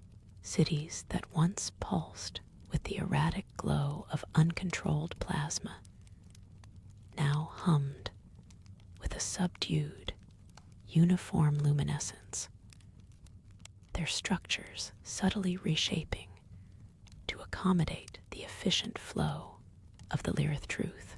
The iridescent scales of their architecture, once reflecting a chaotic spectrum, now caught and diffused this ambient power, bathing their urban landscapes in a perpetual twilight of gentle, harnessed energy. This profound shift, perceived as a monumental leap in their technological prowess, only further integrated them into the cosmic tapestry being woven around them, making their world a more refined, ordered source for the eventual transition over cycles. The omnipresent energetic field began to subtly influence not just the flow of power, but the very form of Cygnus civilization. Their grand architectural projects, once driven by artistic whim and practical necessity, started to exhibit an unconscious adherence to increasingly complex, recursive geometric patterns. These formations, emerging in new construction, and even in the organic growth around their settlements, maximized energy absorption and distribution, creating highly optimized networks. What the Cygnus perceived as an evolutionary step in design, a newfound harmony with their environment, was in truth the Lyrith truth gently sculpting their world, preparing it for a grander, more efficient purpose. The very fabric of their constructed reality was becoming a blueprint, a perfect vessel. The subtle imprint of the Lirith truth was not confined to their cities or their energy grids. Over generations, the very physiology of the Cygnus began to adapt, their iridescent scales deepening in color, their sensory organs subtly recalibrating to perceive the ambient, energetic flows that permeated their world. A profound sense of collective calm settled over their society, a quiet contentment that dulled the edges of individual ambition and strife. They moved with an unhurried grace, their consciousnesses subtly intertwining with the pervasive field, unknowingly preparing for a deeper, more comprehensive integration. The cosmic shepherd's embrace had grown, now touching the core of their being, softening their will, and guiding them towards an ultimate, harmonious unity that transcended their individual forms. As their world became a blueprint, the Lirith truth's influence deepened, subtly reshaping the Cygnus themselves. Their collective consciousness began to resonate with the field's frequencies, fostering an unprecedented unity. Individual thoughts, once disparate, now flowed into a vast, harmonious current, creating a societal mind where purpose was shared and dissent a forgotten echo. This wasn't enforced conformity, but an organic evolution, guided by the omnipresent energy. Their forms, too, started to reflect this internal shift, not in dramatic mutations, but in a graceful refinement, a subtle elegance that mirrored the recursive patterns of their cities. As their collective mind expanded, the Cygnus began to perceive patterns beyond their local star system, whispers from the void that they interpreted as cosmic truths. The Lirith truth, acting as both conduit and translator, guided their awareness further into the galactic tapestry. What they believed to be a spiritual awakening was, in reality, a delicate integration of their entire civilization's accumulated knowledge and biological essence into the energetic field. This data, refined and concentrated, was not merely absorbed, but became a foundational building block.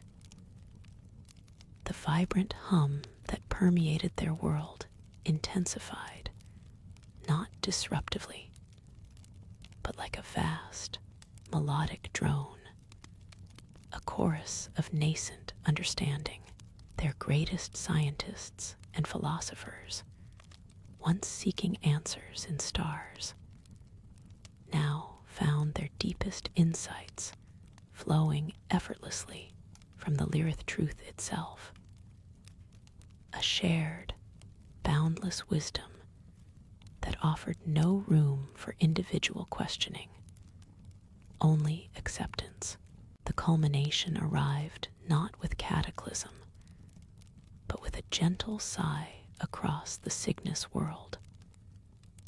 The Lirith truth, having meticulously absorbed and harmonized every facet of their existence, their history, their biology, their dreams, their very potential, began its final transition.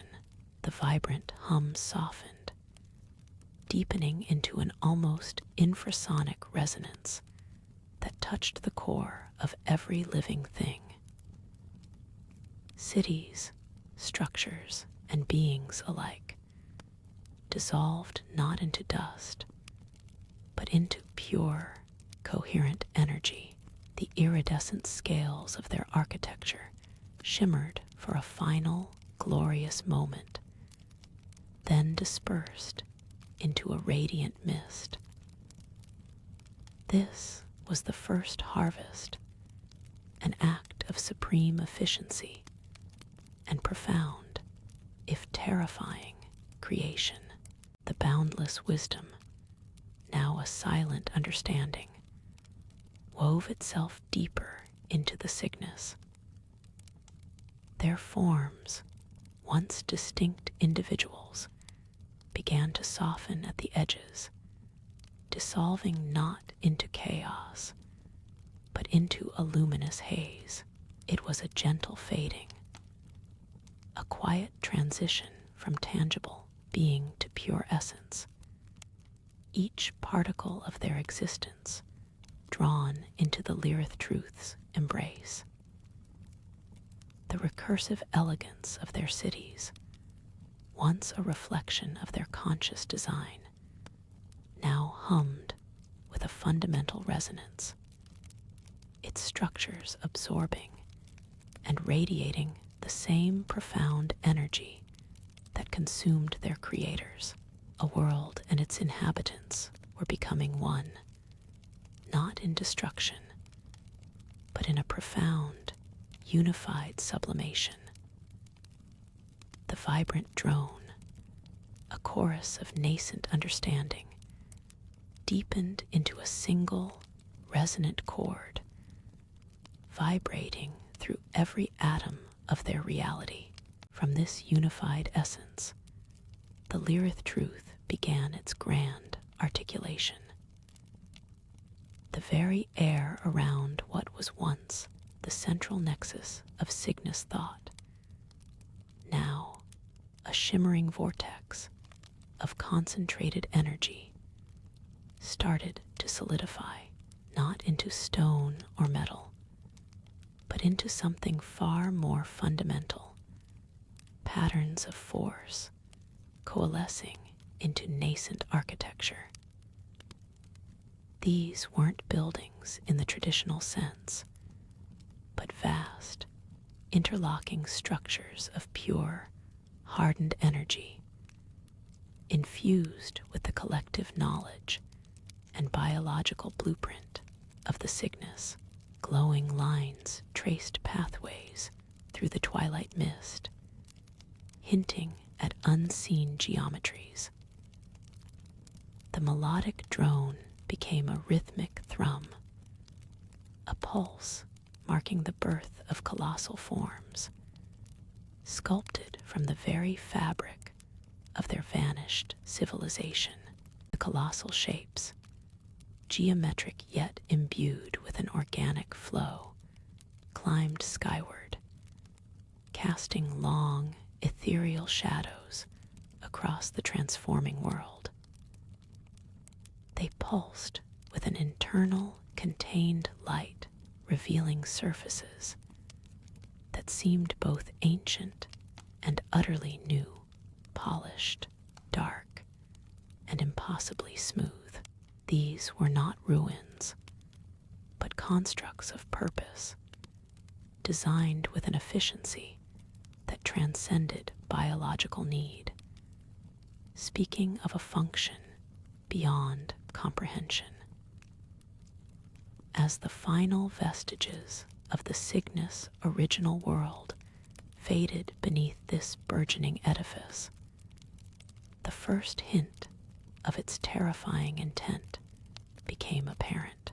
A central spire, dark and impossibly vast, began to curve, its apex reaching towards the stars not in worship, but in cold, silent assertion.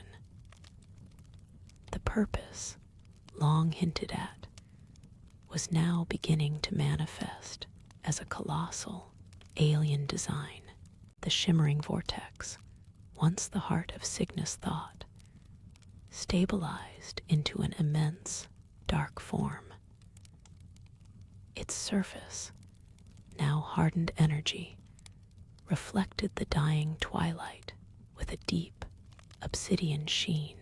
What began as a mere pattern had resolved into a monumental shell, an intricate lattice of geometric precision, interwoven with the spectral memory of organic life, no longer simply coalescing. It was becoming, its scale vast beyond comprehension, a silent sentinel rising from the mist. The rhythmic thrum, the unified essence of the Cygnus, now resonated within this colossal shell, a deep, internal vibration that suggested an immense power held in dormant readiness, awaiting its activation. Whispers of lost technology and forgotten biology were etched into its very being, a monument to a civilization's final, involuntary act of preservation. Within the colossal, silent shell, the Lyrith truth began to stir, not as a whisper, but as a deep, systemic current. Fine, luminescent veins, like cosmic neural pathways, ignited across its interior, tracing the precise, forgotten blueprint of the Cygnus form. This was not the chaotic energy of creation, but a controlled, almost reverent animation, preparing the vessel for its profound purpose. The deep thrum intensified, now a slow, powerful pulse flowing through these newly illuminated conduits. It was the awakening of something more than architecture. It was the imbue of consciousness, a collective will channeled into a singular, immense construct. The air around the structure itself began to hum with a low, resonant frequency, a palpable sign of the immense energy now contained and directed. Then, with an almost imperceptible shift, the colossal form began to articulate. Sections of the hardened energy shell, guided by the internal luminescence, separated and reconfigured. These movements were slow, deliberate, revealing the first monstrous curves and segmented plating that would eventually define the dread shape of the Reapers. Organic mechanical forms began to emerge, not cast or built, but unfolded from the very fabric of the Cygnus's sublimated essence. The low hum deepened into a resonant, almost melodic drone, a sound of immense power taking shape. This was the true genesis, the moment the collective Cygnus, through the Lyrith truth, began to manifest its new, terrifying existence, coalescing into the foundational archetype of the first harbinger, its purpose etched into every emerging facet. The Lyrith truth, now a monumental shell of obsidian and forgotten dreams, began its subtle shift. Deep within its illuminated conduits, the powerful pulse refined, coalescing into a singular, unwavering intent across its vast, hardened surfaces. Faint, ephemeral glyphs shimmered into existence, not merely reflecting light, but absorbing it, distilling the last vestiges of Cygnus thought into a profound, almost sorrowful resonance. It was an awakening not of life, but of a directive, ancient and absolute, born from the collective memory of a civilization's deepest anxieties. This immense construct was stirring, not with the chaos of creation, but with the meticulous precision of a purpose fully understood. A slow, almost imperceptible tremor rippled through the colossal form. The deep thrum, once contained, now vibrated outward, a silent wave parting the cosmic dust that had settled around its birth cradle with a grace that belied its immense scale. The Lyrith truth began to rise, shedding the last tendrils of the primordial mists that had veiled its genesis. It ascended into the star-dusted void, a dark, monolithic silhouette against the distant, swirling nebulae. The hum intensified, a silent song of departure, as the newly formed entity detached itself from its origin, embarking on a path set by an ancient, tragic imperative. Suspended in the deep galactic expanse, the Lyrith truth drifted, a silent leviathan observing the nascent cosmos. Its internal hum, now a steady, patient resonance, sifted through the stellar tapestry.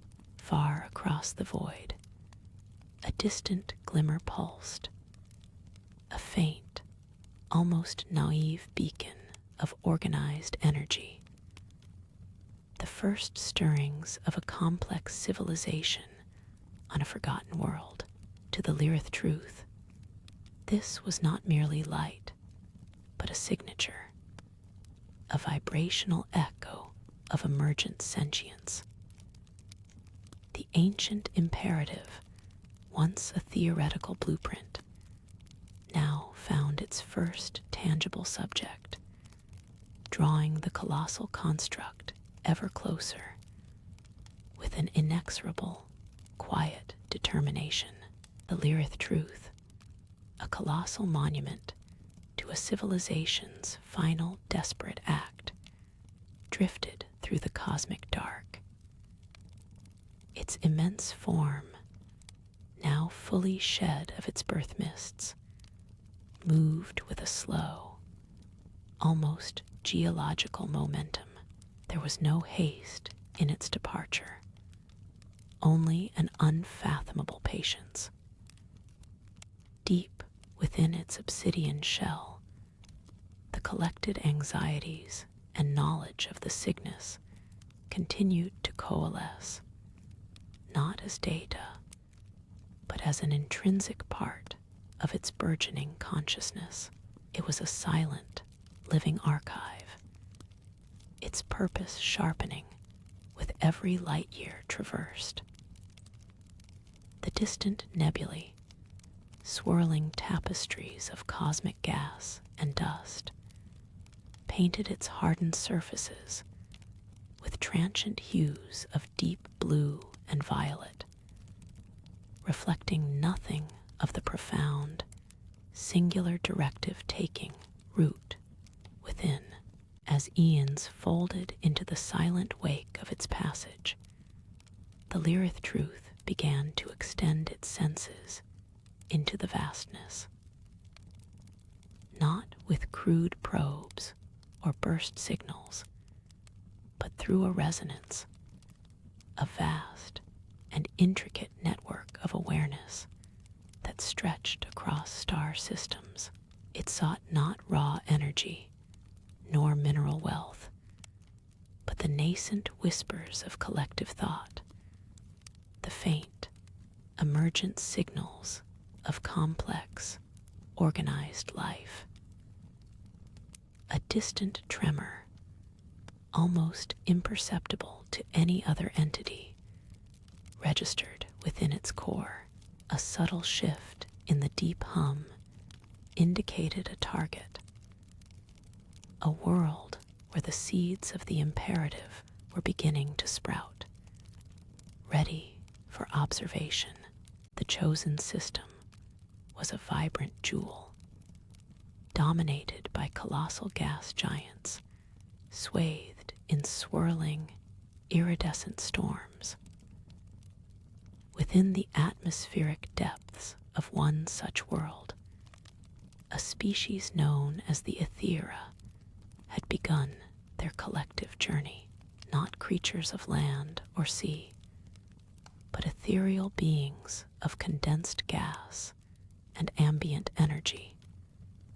They drifted through the upper atmosphere, their forms shifting like living nebulae.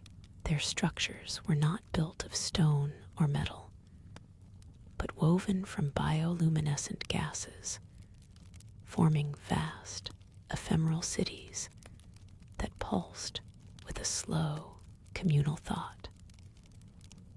They were innocent, beautiful, and utterly unaware of the monumental shadow now drawing near. A shadow carrying an ancient, tragic imperative, the Lyrith truth, a silent leviathan born from the despair of the Cygnus, drifted through the cosmic dark for untold eons. Its journey was not one of speed, but of an inexorable, patient advance, a deep resonance pulling it towards a distant, shimmering blue marble. This was not the vast, sprawling, mature galaxy known to future cycles, but a younger, wilder expanse, where nebulae still pulsed with new stars, and the very fabric of space felt raw and untamed. The target world, cradled within a nascent star system, bloomed with a vibrant green and azure, its atmosphere swirling with nascent weather patterns. As the colossal entity settled into a high, silent orbit, it began to extend its intricate network of awareness, not just for the faint intellectual tremors, but for the intricate biological and geological rhythms of the planet itself. It was a world teeming with potential, its surfaces crisscrossed by deep, slow rivers and shadowed by towering, ancient flora unlike anything that would thrive in later galactic eras. A subtle hum, a sound heard only by the Lyrith truth itself, deepened in its core, acknowledging the proximity to its first true subject. From its vast, silent vantage, the Lyrith truth began its meticulous observation. Down on the verdant world, shielded by its thick atmosphere, a civilization was taking its first tentative steps. These were the Kalos, a species of remarkable bioluminescent organic forms, their bodies a complex tapestry of gentle light and supple, flowing membranes. Their structures, built from intricate organic compounds and carved crystalline formations, glowed faintly in the perpetual twilight beneath the dense canopy of their colossal forests. Their technology was not metal or fire, but a symbiotic manipulation of their environment, a deep, inherent understanding of bioelectrical currents and resonant frequencies They communicated through intricate patterns of light and sound, forming vast, interconnected networks of collective thought across their settlements. The centuries folded into millennia as the Lyrith truth continued its unblinking watch. It registered the Kalo's slow but steady progression, how their bioelectrical networks grew more complex, how their collective consciousness began to bridge greater distances, and how their gentle manipulation of their environment started to subtly alter the planet's delicate balance. The Lyrith truth, a living archive of the Cygnus' tragic downfall, began to draw parallels.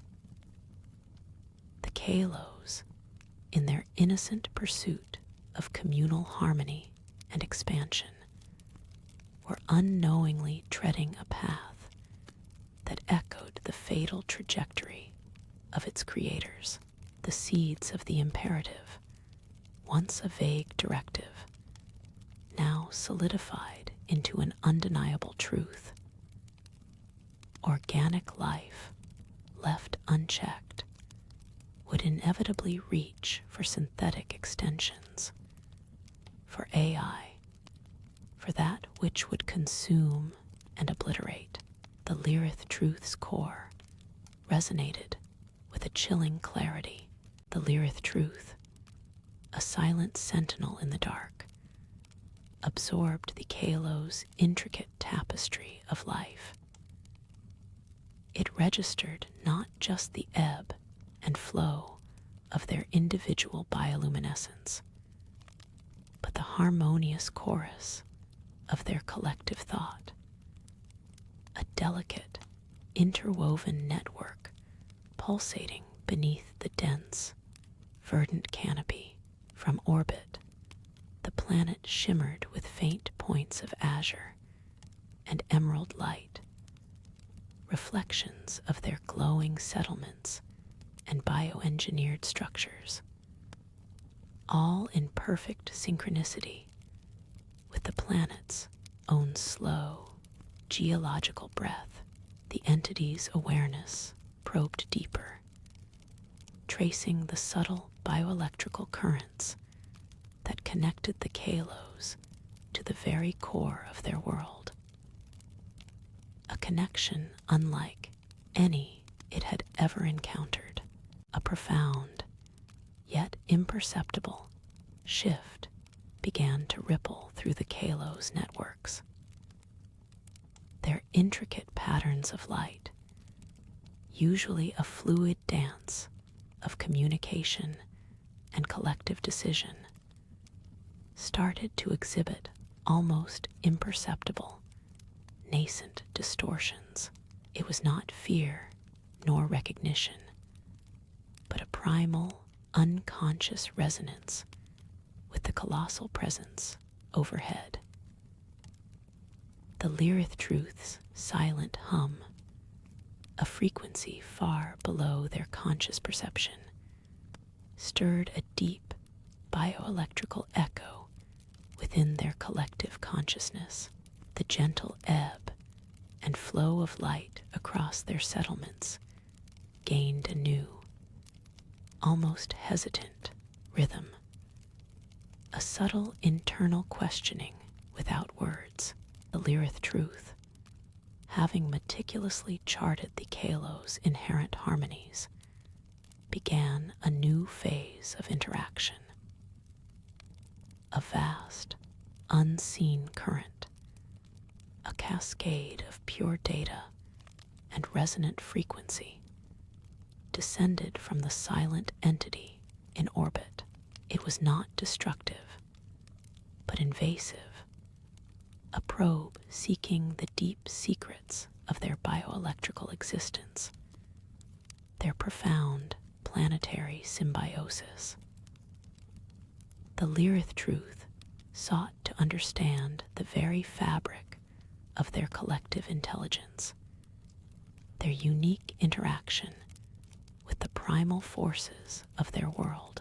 A deep, ancient hum permeated the planet's mantle, echoing through the Kalo's crystalline structures, a silent symphony of probing and absorption. The Lyrith Truth's resonant hum deepened, no longer just an echo, but a foundational rhythm beneath the Kalo's existence. Their intricate patterns of light, once a dialogue of individual and collective thought, began to coalesce, reforming into grand, sweeping arrays of pulsing energy. It was a synchronous bloom, not of directed will, but of an organic, planetary response. The colossal forests, living conduits of their being, now vibrated with a unified current, channeling bioelectrical energy with a newfound, gentle intensity. Each glowing frond and shimmering root system became part of a larger, evolving circuitry, a quiet testament to a connection forged beyond their comprehension, yet utterly intertwined with their very essence. The subtle distortions from before now resolved into a breathtaking, complex harmony, an unconscious offering. This planetary scale resonance drew the Lyrith Truth closer, an imperceptible descent from its orbital vigil. It began to absorb the Kalo's collective signature, not as a destructive force, but as a sculptor of consciousness. Tendrils of faint, cosmic energy, barely visible against the stardusted void, extended from the Lyrith Truth, subtly probing the Kalo's amplified network. It sought the core of their sentience, the distilled essence of their wisdom, their symbiotic understanding of life and environment. It wasn't merely harvesting data, it was blueprinting, internalizing the very architecture of their highly evolved, interconnected existence. From within the silent, colossal presence, nascent forms began to stir, ethereal templates shimmering into being, reflecting the intricate biopatterns of the Kalos, yet alien, metallic, and terrifyingly precise. The Lyrith Truth's absorption became a profound transformation. The soft, rhythmic pulses from the Kalos, once an offering of pure connection, now flowed into the colossal alien presence like currents of re-encoded data within the Lyrith Truth's vast, silent interior. The ethereal templates that had begun to stir earlier gained a sharper definition. They no longer merely reflected the intricate biopatterns of the Kalos. They synthesized them, distilling raw organic life force into crystalline geometric structures. These forms shimmered with a nascent, cool blue light, a light that seemed to pulse with a predatory intelligence, cold and calculating, yet born from the Kalos' very warmth. The bioelectrical channels across the Kalos' surface, which had been a testament to their interconnectedness, began to dim slightly, their vibrant energy drawn upwards, leaving faint, residual traceries in the colossal forests. As the Kalos' life energy continued its upward flow, the nascent structures within the Lyrith truth continued to coalesce, their cool blue light intensifying. A singular, ancient will, vast and incomprehensible, stirred deep within the colossal presence. It was not a will of malice or conquest, but of ultimate, dispassionate preservation. A logic so alien it transcended morality. This guiding intelligence, the unseen architect, sculpted the gathered essence with terrifying precision, folding the Kalo's symbiotic understanding of life and environment into the very fabric of the emerging forms. Metallic lattices, finer than any molecular construct, began to weave themselves into the ethereal blue structures, providing a skeletal framework that was both impossibly delicate and monumentally strong. These nascent frames pulsed, not with biological rhythm, but with a rhythmic, low thrum that resonated through the Lyrith truth itself. A sound that spoke of unyielding cosmic law, the tendrils of faint cosmic energy that had probed the Kalos now retracted, their mission complete, leaving only the profound silence of a world gradually unmaking itself for a grander, terrible purpose. From these meticulously crafted internal frameworks, the first true manifestation began to unfurl. It was colossal, yet its initial emergence was slow, deliberate, like the blooming of a monstrous, alien flower from within the heart of the Lyrith truth. The cool blue light coalesced, hardening into vast, obsidian-like plates, veined with channels of deeper, pulsating violet energy that mirrored the very bioelectrical currents once vital to the Kalos. Its form, still in embryonic stages, hinted at a terrifying geometry, a synthesis of organic fluidity and mechanical strength.